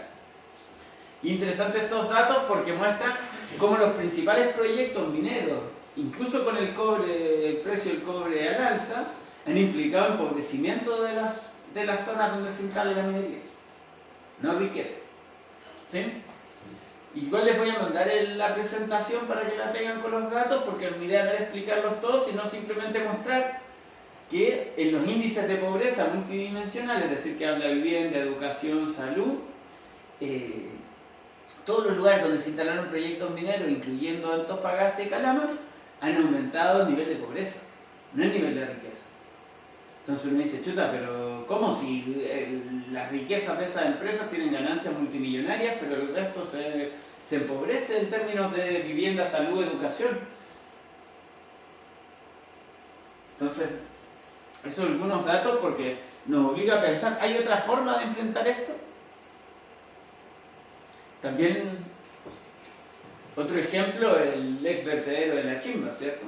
Se cerró, se cercó y siguen, es uno de los vertederos más grandes. Aquí un ejemplo cuando fue uno de los grandes incendios, que no podían meter un camión de bomberos y tuvieron que meter el guanaco para tratar de apagar el incendio. No se podía meter porque se hundía en las toneladas y toneladas de basura que hay hacia abajo. Y allá se esperan construir viviendas sociales para 1.500 familias. Es decir, en construcciones 2.600, es decir, alrededor de la basura, digamos. Y eso la contaminada, Claro. además de la quema de basura. Sí. Tiene una enfermedad respiratoria, que trae consigo todo eso. Sí. Y no es solamente consecuencia, por ejemplo, el ejemplo de la movilización en el Liceo de la Chimba es, bueno, quizás no prosperó mucho, pero ahí queda pendiente igual una discusión que también es con el resto de la población que vive en la Chimba, porque no es solamente algo que afecta a los alumnos, las alumnas, los profes, a la comunidad del liceo, sino que es todo alrededor. O sea, es brutal tener que convivir no solamente por la pestilencia que expere, sino por todas las enfermedades que acarrea, toda la problemática en sí. Yo, de hecho, viendo algunos videos de la historia del vertedero y todo, viendo un video de una recicladora justo antes de que fueran a cerrar el vertedero, y mostraban cómo había todo un sector de la población de Antofagasta que vivía alrededor y en función del vertedero. Claro, se termina normalizando finalmente, es como, sí, pero estamos acostumbrados a... De hecho, hace poco salió un video del alcalde diciendo que la solución era poner guardias tácticos y más empresas de seguridad, y vamos a dar más multas para que no hacen los incendios. Y en realidad los incendios ocurren porque hay una acumulación de gas metano debajo que cualquier aumento de temperatura va a generar que haya incendios. No, y eso... que se hace solucionar punitivamente. Claro, no hay una solución represiva. Y no solamente de ello, yo leí un informe del INDH que hablaba de toda la crisis del vertedero, donde salían estos datos de la vivienda, etcétera, y toda la crisis humanitaria, pero la respuesta en última que daban eran 99% respuestas punitivas, y después nombrar lo que evidentemente hay que hacer, que es una remediación de la zona. Y hace poco el Liceo de la Chimba estuvo en paro. Claro. Y los estudiantes también estuvieron ahí organizándose, pero la respuesta de la corporación fue que el liceo no está en el radio donde llega el humo de las quemas. Entonces yo creo que en parte esa normalización igual es algo que ellos quieren, que haya una normalización del problema. Porque el otro día nomás, hace como 2 días, estaba muy fuerte el incendio, se veía el humo así con mucha fuerza. Creo que fue el jueves 1 de mayo, 40 hectáreas.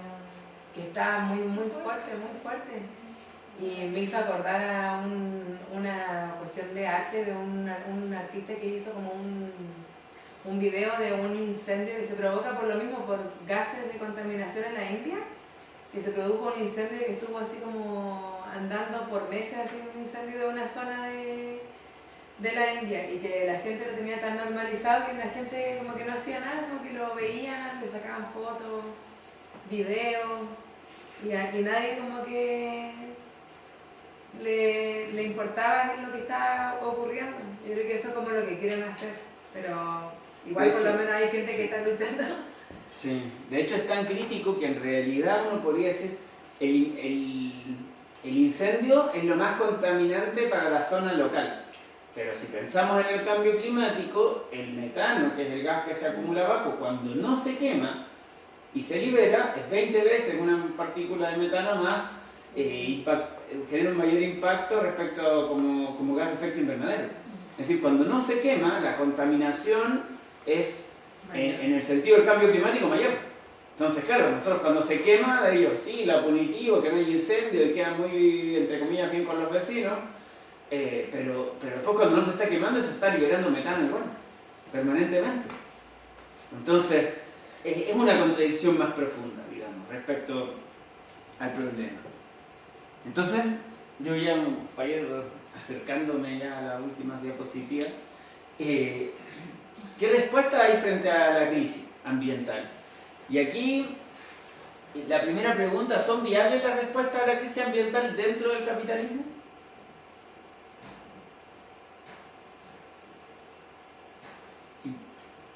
¿Ya? Pero una pregunta, ¿por qué no? Porque aquí yo les pregunto hasta dónde se puede puede resolver las tecnologías verdes dentro del capitalismo.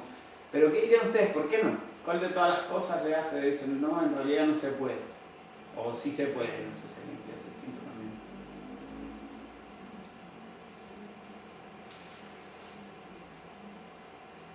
Aquí hay varias preguntas que están en... Muchas unas que se hicieron como entre medio también. ¿Por qué creen que no? ¿Por qué sí? Más que nada por el tema de la ambición.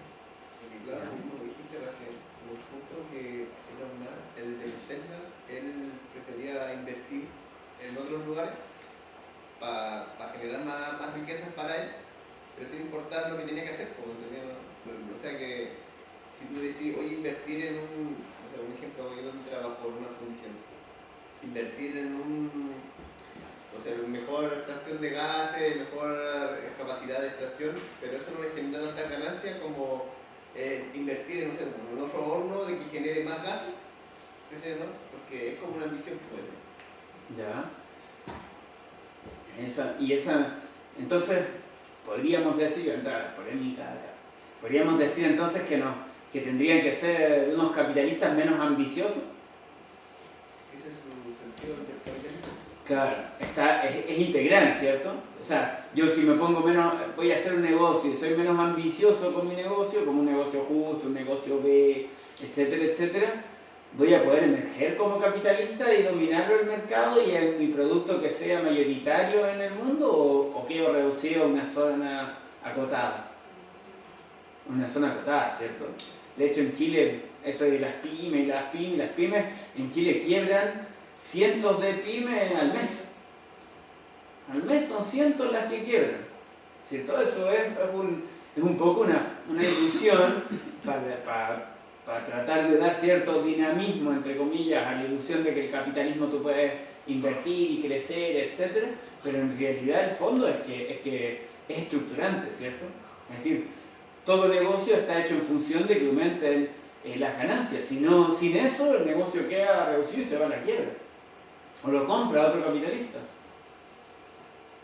Entonces, hay un aspecto respecto al hacer de ganancias, ¿cierto? A la realización de las mercancías, al objetivo en sí mismo de la inversión del capital. ¿Y qué otro aspecto más hay? ¿Qué pasa con las tecnologías verdes?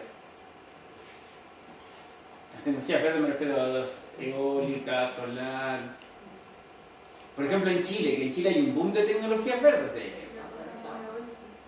Sí. Eólico, solar. ¿Qué ha pasado? No sé, ponte tú, los que se instalaron en la Serena de la energía eólica, las poblaciones aledañas que, bueno, primero que todo, entraron y se instalaron en terrenos que ni siquiera habían comprado, ¿cachai? Como que llegaron y empezaron a hacer zanjas, y cuando los dueños de esos terrenos empezaron a ver que estaban haciendo tira a su tierra, se fueron a enfrentar a la empresa, tuvieron que ir a juicio, y después, hace como de 10 años, se dictaminó que realmente los buenos habían entrado como ilegalmente a instalar sus mega proyectos de energía verde. En algunos lados lograron instalarse y eso repercutió mucho en que los habitantes de la zona, como tienen un sonido constante, empezaron a tener problemas de sueño, empezaron a tener problemas cerebrovasculares, problemas con el efecto sombra que tiene esta hélice. Y en términos de fauna, las aves empezaron a morir porque empezaron a chocar con las aguas. ¿Cachai? ¿Qué hemos visto con el salar de Atacama? La depredación, ¿no es cierto?, de los ecosistemas únicos en el mundo que tenemos, que son como los tapetes microbianos, la sobreexplotación del agua, que ha significado que comunidades enteras hayan quedado sin acceso al agua y se le hayan muerto sus cultivos, que generalmente ellos viven de la agricultura. Y el último problema que tenemos ahora, que es súper grave, es que se quieren instalar 12 desaladoras más en la segunda región para producir hidrógeno verde, porque el hidrógeno verde va a ser la nueva energía que va a mover la minería. Entonces, mucho tiempo se hizo campaña y se hicieron como estos estudios por parte del gobierno de Piñera en ese entonces, de cuáles eran los beneficios que iba a traer el hidrógeno verde, y ya lo íbamos a usar más combustibles fósiles, y que todo se iba a convertir en hidrógeno verde. Pero ¿cuál es el costo de llenar desaladoras cuando todos sabemos que en realidad las desaladoras vienen a blanquear todo el fondo marino? No hay un estudio serio de cuál es el impacto a largo plazo que van a tener las desaladoras. Entonces, yo no creo que vengan a resolver nada. O sea, dentro de la industria de las energías verdes, como decíamos, no sé, tenemos a los chinos, tenemos a los europeos, tenemos a los estadounidenses, y todos quieren sacar su tajada porque cada uno tiene su empresa. Y así funciona con las centrales hidroeléctricas que se está instalando en el Gualmapu, que no sé, porque todo en el río Pilmaiquén, que lo quieren inundar completo y en una zona de sitio ceremonial donde habita el monito del monte. Pero las leyes, la permisología también, las leyes que tenemos hoy en día, también les permiten a ellos ingresar impunemente sin que se pueda hacer algo realmente, ¿cachai? Entonces, yo no creo que, para mí es un negocio, no es algo que la energía verde en verdad vaya a resolver, porque ni siquiera esa energía es para, como, no sé, los pueblos, ¿cachai? Es solamente para alimentar la industria, y en el caso del hidrógeno verde se vende al extranjero y ni siquiera pagan impuestos, ¿cachai? O sea, solo deja la destrucción ambiental. Está bien, son ejemplos, vamos. Si no voy dialogando, porque efectivamente, si uno mira así como más pragmáticamente lo que ha pasado, no es que las tecnologías verdes o la transición ecológica esté llevando una solución al problema ambiental. Lo veíamos con el gráfico al comienzo, etc. Pero si uno va un poquito más allá, como al porqué, ¿qué hay detrás? Porque no es que el panel solar sea malo como tecnología en sí mismo, o que la energía eólica sea mala en sí misma, sino que cuál es la lógica que hay detrás de su aplicación. Entonces, por ejemplo, si yo les digo que el 86% de la energía que se produce de forma no convencional, sobre todo la solar en Chile, se pierde. ¿Qué quiere decir que se pierde? Quiere decir que en el horario que hay más sol, que hay más producción de energía, no hay cómo acumular esa energía para utilizarla. Entonces tienen que volver a invertir, por ejemplo, hoy día en acumuladores, ¿sí?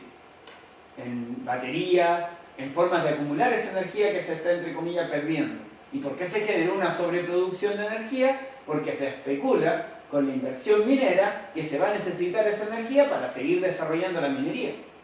En Chile la producción energética nunca ha tenido que ver con el consumo de las personas, digamos, en un sentido directo, sino que sobre todo con la producción. ¿Y para qué se produce fundamentalmente la minería? Porque se especula que el auto eléctrico, bueno, no se especula, se sabe que el auto eléctrico requiere mucho más cobre que el auto a combustible. Entonces especula con el precio del cobre, se especula que va a subir y por lo tanto se requiere invertir más en energía eléctrica y más en producción de cobre. Entonces, y está todo desarrollado en una orientación de producir más.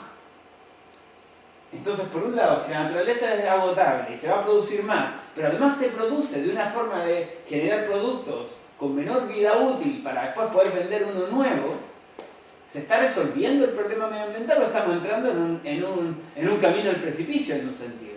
O decíamos, como cavando la tumba, digamos, en un aspecto, pero una tumba todavía objetiva, en el sentido de que llegan puntos de crisis, donde las condiciones de vida se van a precarizar, donde, como decía Rosa Luxemburgo en algún momento, es socialismo o barbarie, es decir, o cambia la sociedad capitalista, se termina este sistema, o nos vamos a la barbarie en el aspecto de que los recursos naturales tienden a agotarse y las condiciones que les permiten su extracción de forma, entre comillas, rentable, empiezan a degradarse. Entonces, ese afán de aumentar las ganancias no es que sea infinito y entonces sí vamos a crecer permanentemente, sino que tiene un límite tanto finito por la naturaleza como finito respecto a las relaciones sociales. Es decir, cada vez yo busco precarizar más. Nosotros pasó fue el 1 de mayo y todo, y hablábamos como el 1 de mayo fue la lucha, por ejemplo, por las 8 horas, pero la tecnología y el desarrollo tecnológico puesto al servicio de la ganancia nos hace trabajar más horas todavía.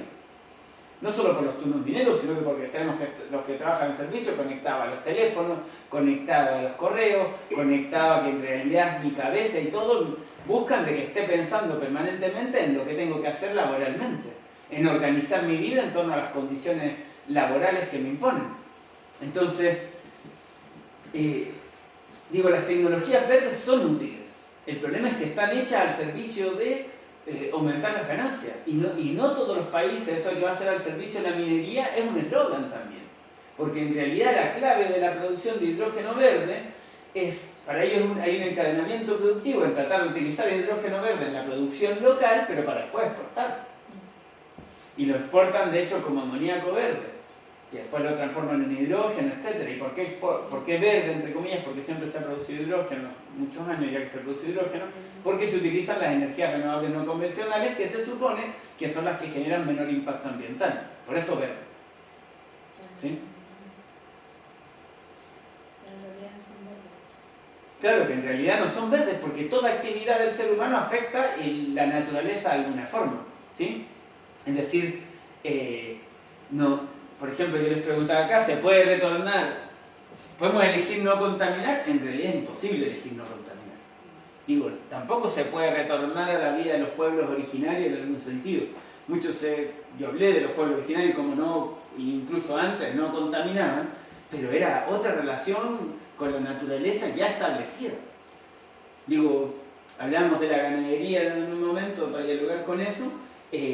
Hoy día si se deja de ordeñar una vaca, la vaca se muere. Llevamos tantos años de coevolución que las vacas lecheras ya no pueden dejar de ser ordeñadas. Y eso tú decís, bueno, pero ¿cómo se revierte eso? Ahí vamos a entrar aquí.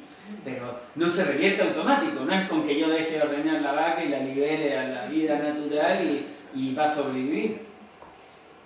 Ni tampoco si yo reemplazo, por ejemplo, hay un debate que hoy día se arman fábricas de carne, no sé si lo han escuchado, que reproducen las células de la carne, entonces no tienen que matar a nadie, entre comillas, porque van a tener un negocio de una industria de carne que produce, crío las células de carne, las inyecto, las pongo en condiciones y las sirve para la producción.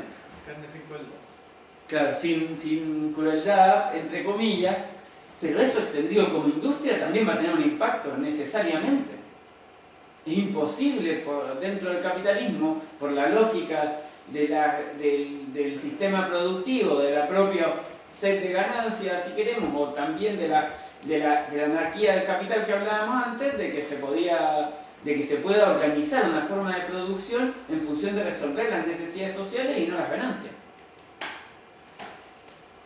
Entonces, en ese sentido la pregunta si es posible otra forma de relacionarnos con la naturaleza es la pregunta. ¿Podemos dar una salida a esta crisis? ¿Podemos salir del greenwashing, es decir, del lavado de la imagen verde de las empresas?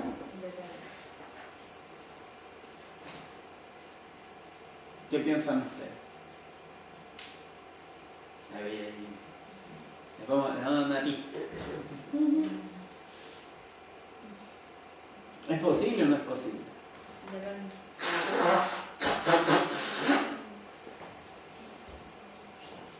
¿Qué creen? O no, la crisis es demasiado grande, no la vamos a poder resolver.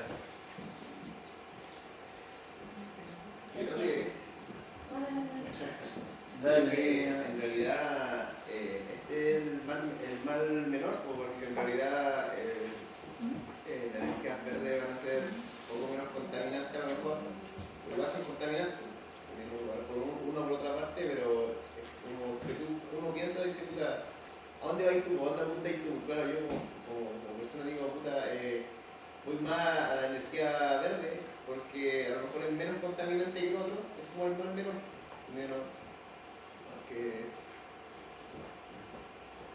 Claro, el problema es que no No es que estén reemplazando unas por otras, esa es la gran crisis. Lo que están haciendo es complementarlas.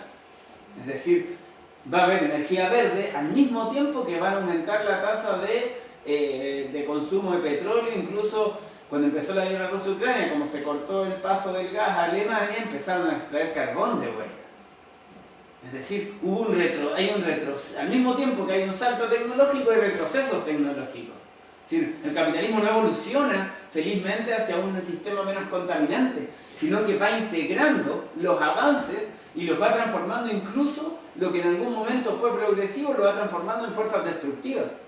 Es decir, no solamente se produce, porque uno podría decir qué gran invento el auto, el refrigerador y todas estas cosas que nos permiten, entre comillas, resolver un montón de problemas de la vida cotidiana, pero en manos de hacerlo todo en función de aumentar ganancias, se empiezan a transformar en su contrario. Tener en su contrario que que una empresa produzca un celular mejor, más durable, etcétera, etcétera, deja de ser un buen negocio para la empresa y es mejor producir uno intermedio. Lo que hablamos de la obsolescencia programada es algo que empieza a primar en algún sentido. Y es mejor detonar de un cerro porque mi inclinamiento productivo me permite obtener más ganancias así, que reciclar, por ejemplo, los automóviles. Entendiendo que los metales sí son reciclables en gran parte, a diferencia del plástico. Porque para hacer eso tendría que comprarle el automóvil a alguien o llevarlo de alguna forma, tener un mecanismo. Hay países en donde se hace y uno podría decir, imitemos a esos países. El gran problema de imitar a otros países es que esos países obtienen sus ganancias en gran medida de la explotación, de invertir en países pobres. Entonces no le conviene que los países pobres asuman, entre comillas, el costo que implica el lujo que puede hacer un país más rico. En un sentido, Estados Unidos es un país que mucho tiempo guardó sus reservas de petróleo, guardó sus reservas de gas, etcétera, porque prefería obtenerlos de otros países que tenían mano de obra más barata. Y es con la decadencia de su hegemonía que empezó a extraer sus propias fuentes de petróleo. Entonces, digo, esa crisis, ¿podemos darle una respuesta desde otro ángulo?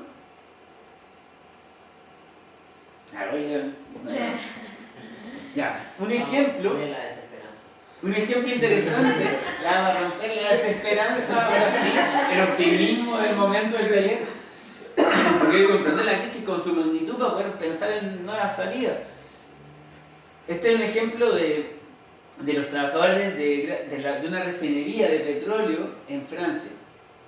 ¿Y qué pasó? Querían cerrar la refinería, porque una refinería es contaminante, genera petróleo, etcétera, etcétera, y trasladarla de Francia a un país donde tuviera menos leyes, menos restricciones ambientales en el fondo, para contaminar allá. Iban a hacer 700 despidos y ¿qué pasó? Los trabajadores empezaron a denunciar que la justificación ambiental de tomar esta medida no tenía ningún sentido. Era llevar la contaminación a otro país en vez de invertir realmente en una transición tecnológica para cambiar el problema de la contaminación, para resolver el problema de la contaminación y no tirar la basura al patio trasero. De hecho, hubo un estudio hace poco que gran parte del reciclaje en Europa en realidad era traspasar los productos a países pobres. Mandaron algunas prendas que las tiraban al reciclaje, les pusieron unos puntitos GPS y veían cómo viajaban alrededor del mundo para transformarse en basura en otros países, como nosotros tenemos en el desierto de Atacama, por ejemplo. Bueno, el ejemplo acá es que hubo una organización de los trabajadores, se unió el movimiento medioambiental con los trabajadores que estaban luchando, salieron a responder a cosas bien interesantes que dice: durante demasiado tiempo la ecología y el empleo han recibido la oposición artificial de quienes tenían todo el interés en convencer a los trabajadores que los ambientalistas querían cerrar sus fábricas. La única manera de alimentar a sus familias, y de los ambientalistas de que los trabajadores eran responsables o cómplices de la contaminación y la devastación ambiental. Es decir, esa división entre trabajadores y el problema medioambiental era totalmente artificial. Los trabajadores son muchas veces la primera línea los que reciben la contaminación. Y en Chile hay un montón de ejemplos de eso. Digo, los primeros en recibir el impacto de una refinería, por ejemplo, lo que pasó en Ventana, y voy a nombrarlo igual como ejemplo, pero eran Entonces, bueno, es una posibilidad de que se une el movimiento ambiental con los sectores de trabajadores que son los que mueven realmente la industria. Si no hay ganancia capitalista sin los trabajadores. Y esa cuestión base es que se puede replicar para el problema ambiental. No hay contaminación si es que los trabajadores deciden cambiar la forma de producción. Pero para eso tienen que enfrentarse a los capitalistas. Para eso tiene que haber democracia en las empresas. Democracia obrera. En el sentido que son los trabajadores los que decían cómo producir y en qué ritmos producir y en función de qué necesidades sociales. Porque hoy día se produce en función de las ganancias de los capitalistas. ¿Se puede producir en función de las necesidades sociales? Bueno, hay algunas fábricas bajo control obrero, por ejemplo en Argentina, que muestran un cambio de práctica en ese ámbito. Pero si lo pensamos como un ejemplo más masivo, por ejemplo está el ejemplo de Facimpart en Argentina, que es la fábrica que produce cerámica, no es que por sí sola va a resolver el problema ambiental, pero generó otra forma de relacionarse con las comunidades mapuches de donde se extraía la arcilla para hacer los cerámicos. Y llegaron a acuerdos y generaron, por ejemplo, un modelo de cerámico que lo diseñaron las propias comunidades mapuches en Neuquén. Podía generar otra forma de resolver los problemas. Lo mismo pasó, por ejemplo, con Maligraf, que es una empresa de imprenta, en donde, por ejemplo, los trabajadores deciden invertir en una máquina para hacer bolsas de papel en vez de seguir utilizando el envoltorio plástico, pensando en el problema ambiental, o instalar, o por ejemplo, tenían una tecnología de riles, que son las aguas de las empresas cuando desechan los distintos productos químicos, ¿sí? Que la empresa nunca activó. La tenía ahí instalada y nunca le interesó porque era un costo. Y los trabajadores, cuando se toman la empresa, se dan cuenta que está eso tirado y deciden, no, nosotros vamos a priorizar por contaminar menos. Obvio, porque tienen la posibilidad, la conciencia de que esa contaminación les llega a ellos y a sus familias. Que ellos no van a atenderse en la clínica privada para resolver y que las grandes ganancias de la empresa no son lo que a ellos les resuelve, digamos, la vida, sino que es la vida misma. Bueno, eso, para dar un ejemplo, otro ejemplo que para mí es interesante es el rol que juega la juventud hoy día. Que a mí me interesa el fenómeno de Greta Thunberg por varios motivos. Uno, porque al principio lo utilizaron para el greenwashing, absolutamente. Era vocera de la COP y cómo los niños estaban preocupados del cambio climático y salía hablando en las conferencias de las partes, hasta que se fue dando cuenta de que no llegaban absolutamente nada. Y sectores de la burguesía lo utilizaron, la archiutilizaron como para mostrar a las jóvenes preocupados por el cambio climático, etcétera, etcétera, hasta que ella empezó a denunciar que no pasaba nada respecto al cambio climático, y no solo eso, sino que el problema del cambio climático y el problema medioambiental no se podía pensar por sí solo. Había que pensarlo, por ejemplo, en la última movilización en que la tomaron detenida fue contra el genocidio en Gaza.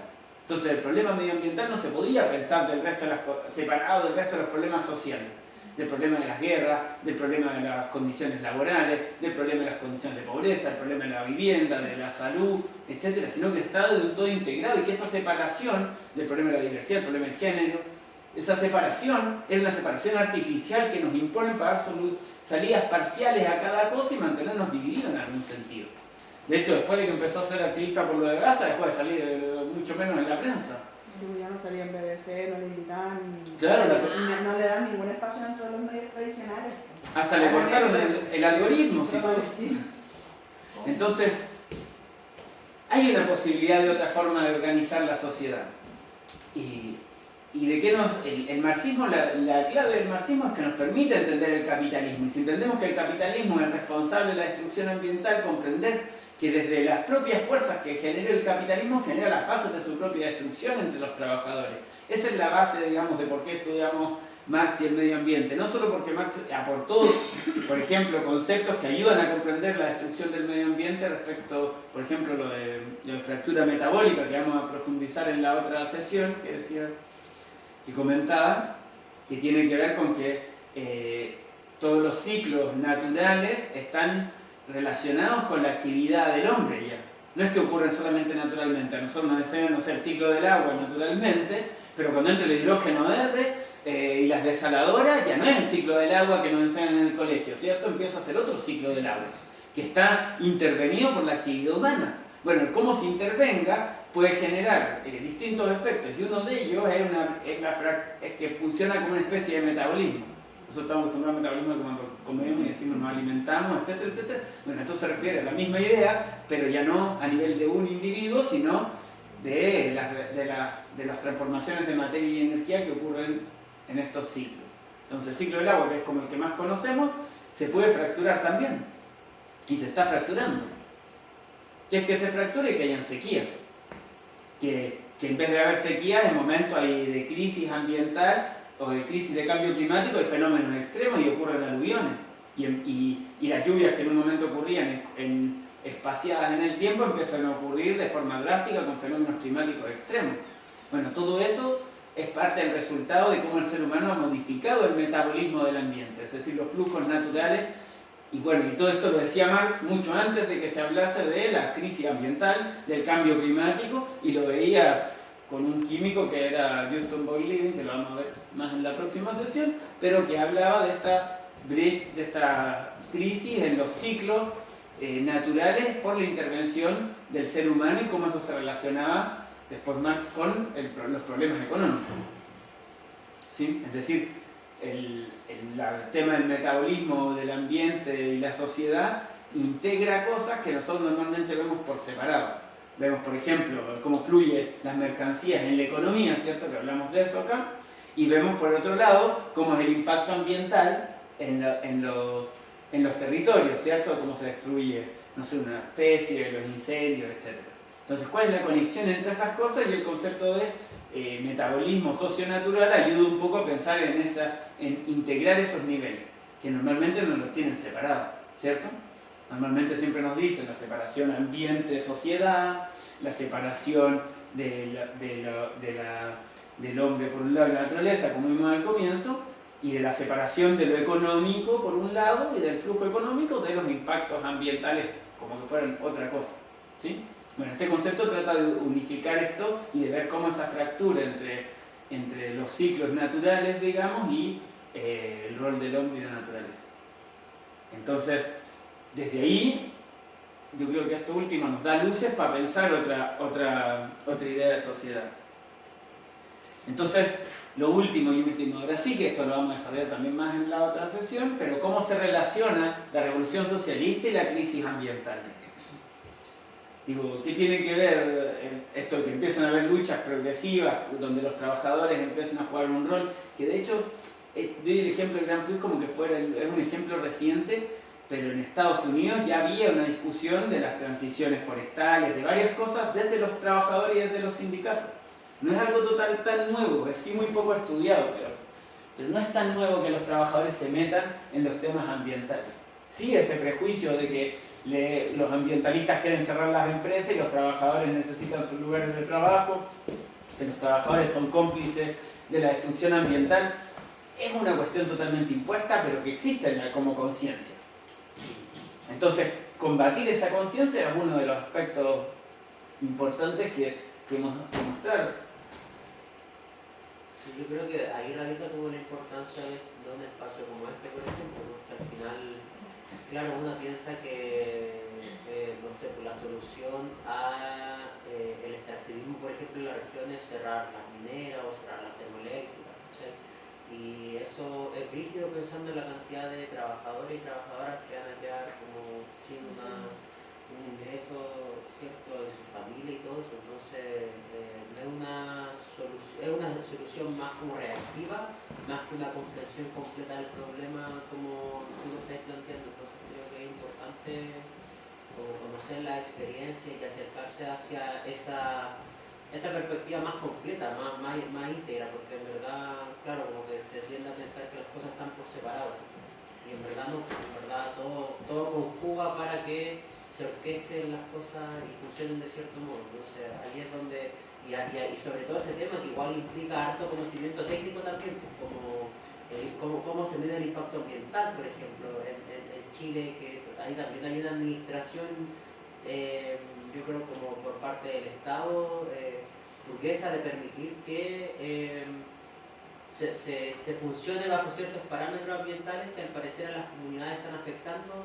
Entonces ahí se pregunta, hay una contradicción, ¿por qué, no sé, por el Estado como garante de derechos de que debemos vivir en un ambiente saludable, etcétera, por qué permite que las empresas operen con esos índices de contaminación? Y ahí hay creo que ahí hay todo un tecnicismo que aprender que igual en general como que uno no conversa, como que siempre la conversación queda muy como en el, ya estamos a favor del medio ambiente y en contra, no sé, del extractivismo, ya. Pero estamos entendiendo realmente, lo estamos viendo por separado, lo estamos conjugando, por eso de hecho es como lo que a mí me motiva a estar acá. Vale. Bueno, yo voy a decir algo, pero no sé si Dale nomás. que lo pienso como igual un cambio de perspectiva como desde el individual a lo colectivo, porque en el fondo siempre que, por ejemplo, ahora que hablaba ahí la compañera, yo siento que siempre los problemas cuando se ven de un solo punto de vista se pierde como la capacidad de ver una crisis multiproblemática, porque en el fondo todo influye como un sistema, entonces siento que la revolución puede influir en eso como tener un análisis más como completo desde varias perspectivas y nos hace como tener soluciones que puedan ser más atingentes a cómo está la situación ahora. Entonces pienso que puede ser eso como el cambio de perspectiva. Por ejemplo, tú comentabas en un momento del tema de la alienación, como la separación. Nosotros estamos súper separados entre nuestra práctica laboral, digamos, en un sentido, nuestro trabajo y el objetivo del trabajo, el valor que tiene, el uso, el valor social que tiene y la relación, cómo eso influye en la naturaleza. Y como existe la dictadura, entre comillas, en patronal dentro de los lugares de trabajo, no es que nosotros vamos a decidir cómo cambiar las condiciones de producción, porque efectivamente hay que hacer una transición de tecnología en muchos aspectos, pero esa transición, mientras esté al servicio de un negocio, digamos, del capitalismo verde, va a ser una transición en función de las ganancias, digamos, y no una transición en función del conjunto de las necesidades sociales y ambientales.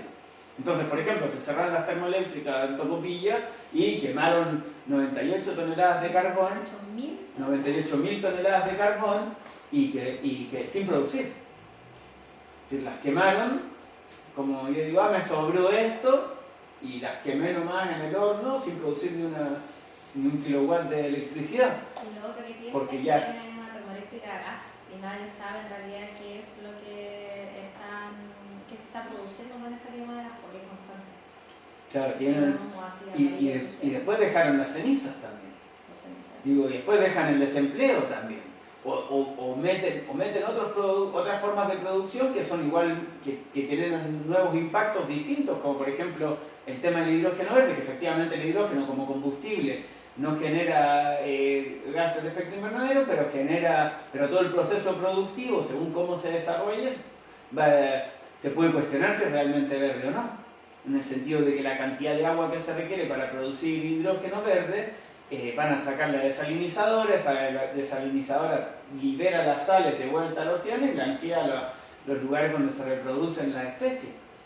Entonces, Ya tiene dos desaladores de Tocopilla. claro, entonces Tocopilla tiene 2 desaladoras, sí, y está en proceso esa continuidad. Entonces, ¿cómo se puede pensar de otra forma? Y la relación distinta, porque todavía está mucho en la crisis, es que se podría, si hubiera, por ejemplo, un control por parte de los trabajadores y las comunidades de cómo se produce y para qué se produce, sería distinto, ¿cierto? Claramente. Si es que hubiese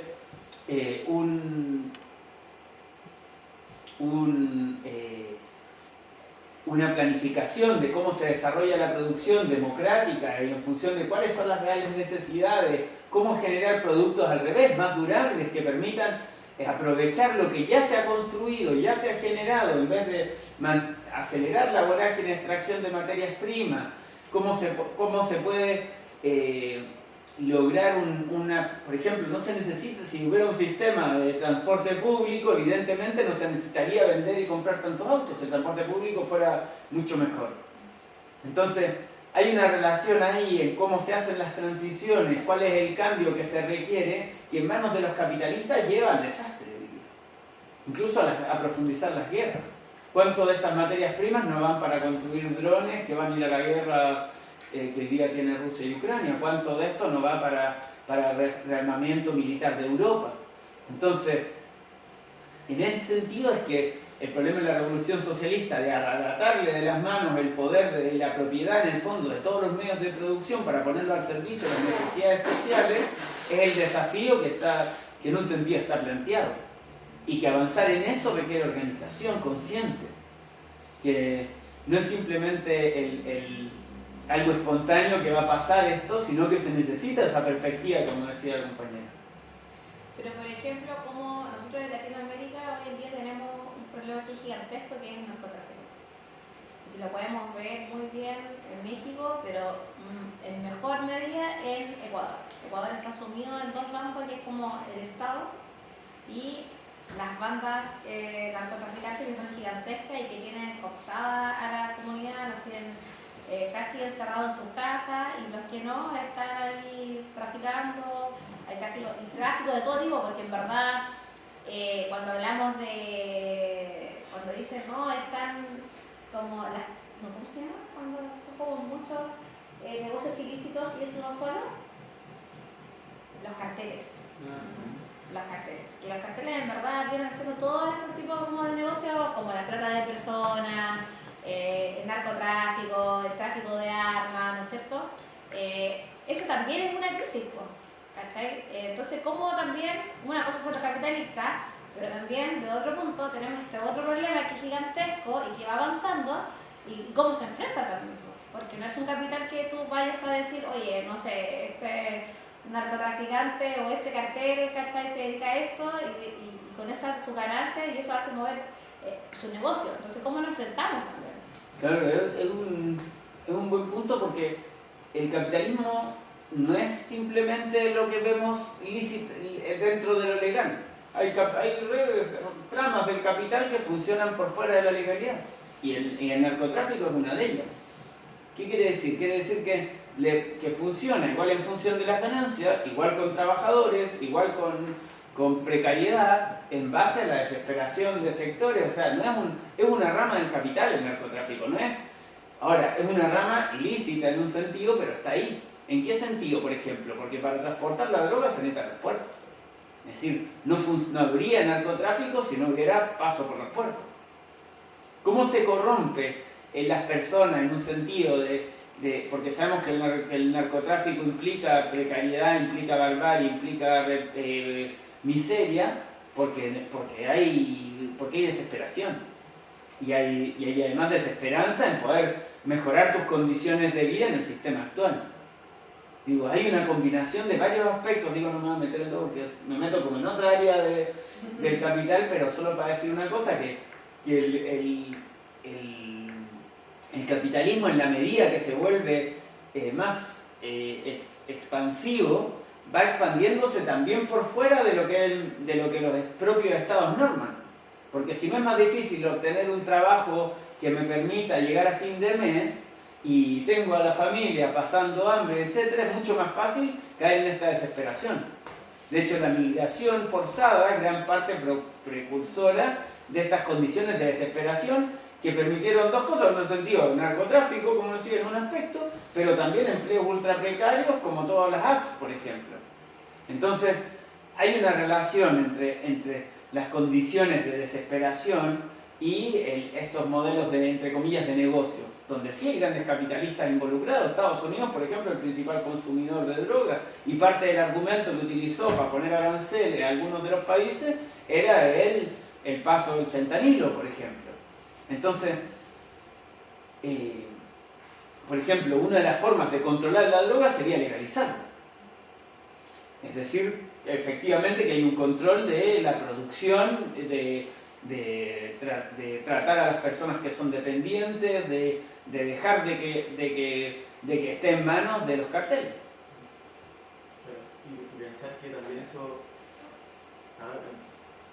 Voy a estar fuerte con tu pregunta, porque en verdad, o tu interpretación, porque en verdad no es falso que exista una guerra del Estado contra el narcotráfico, en un sentido, ¿cachai? Es un discurso falso, porque la condición para el narcotráfico de los carteles parece, para el nivel del vendedor, porque estamos hablando de que alguien que tiene un índole en su casa y le vende un tazo a su gente cercana.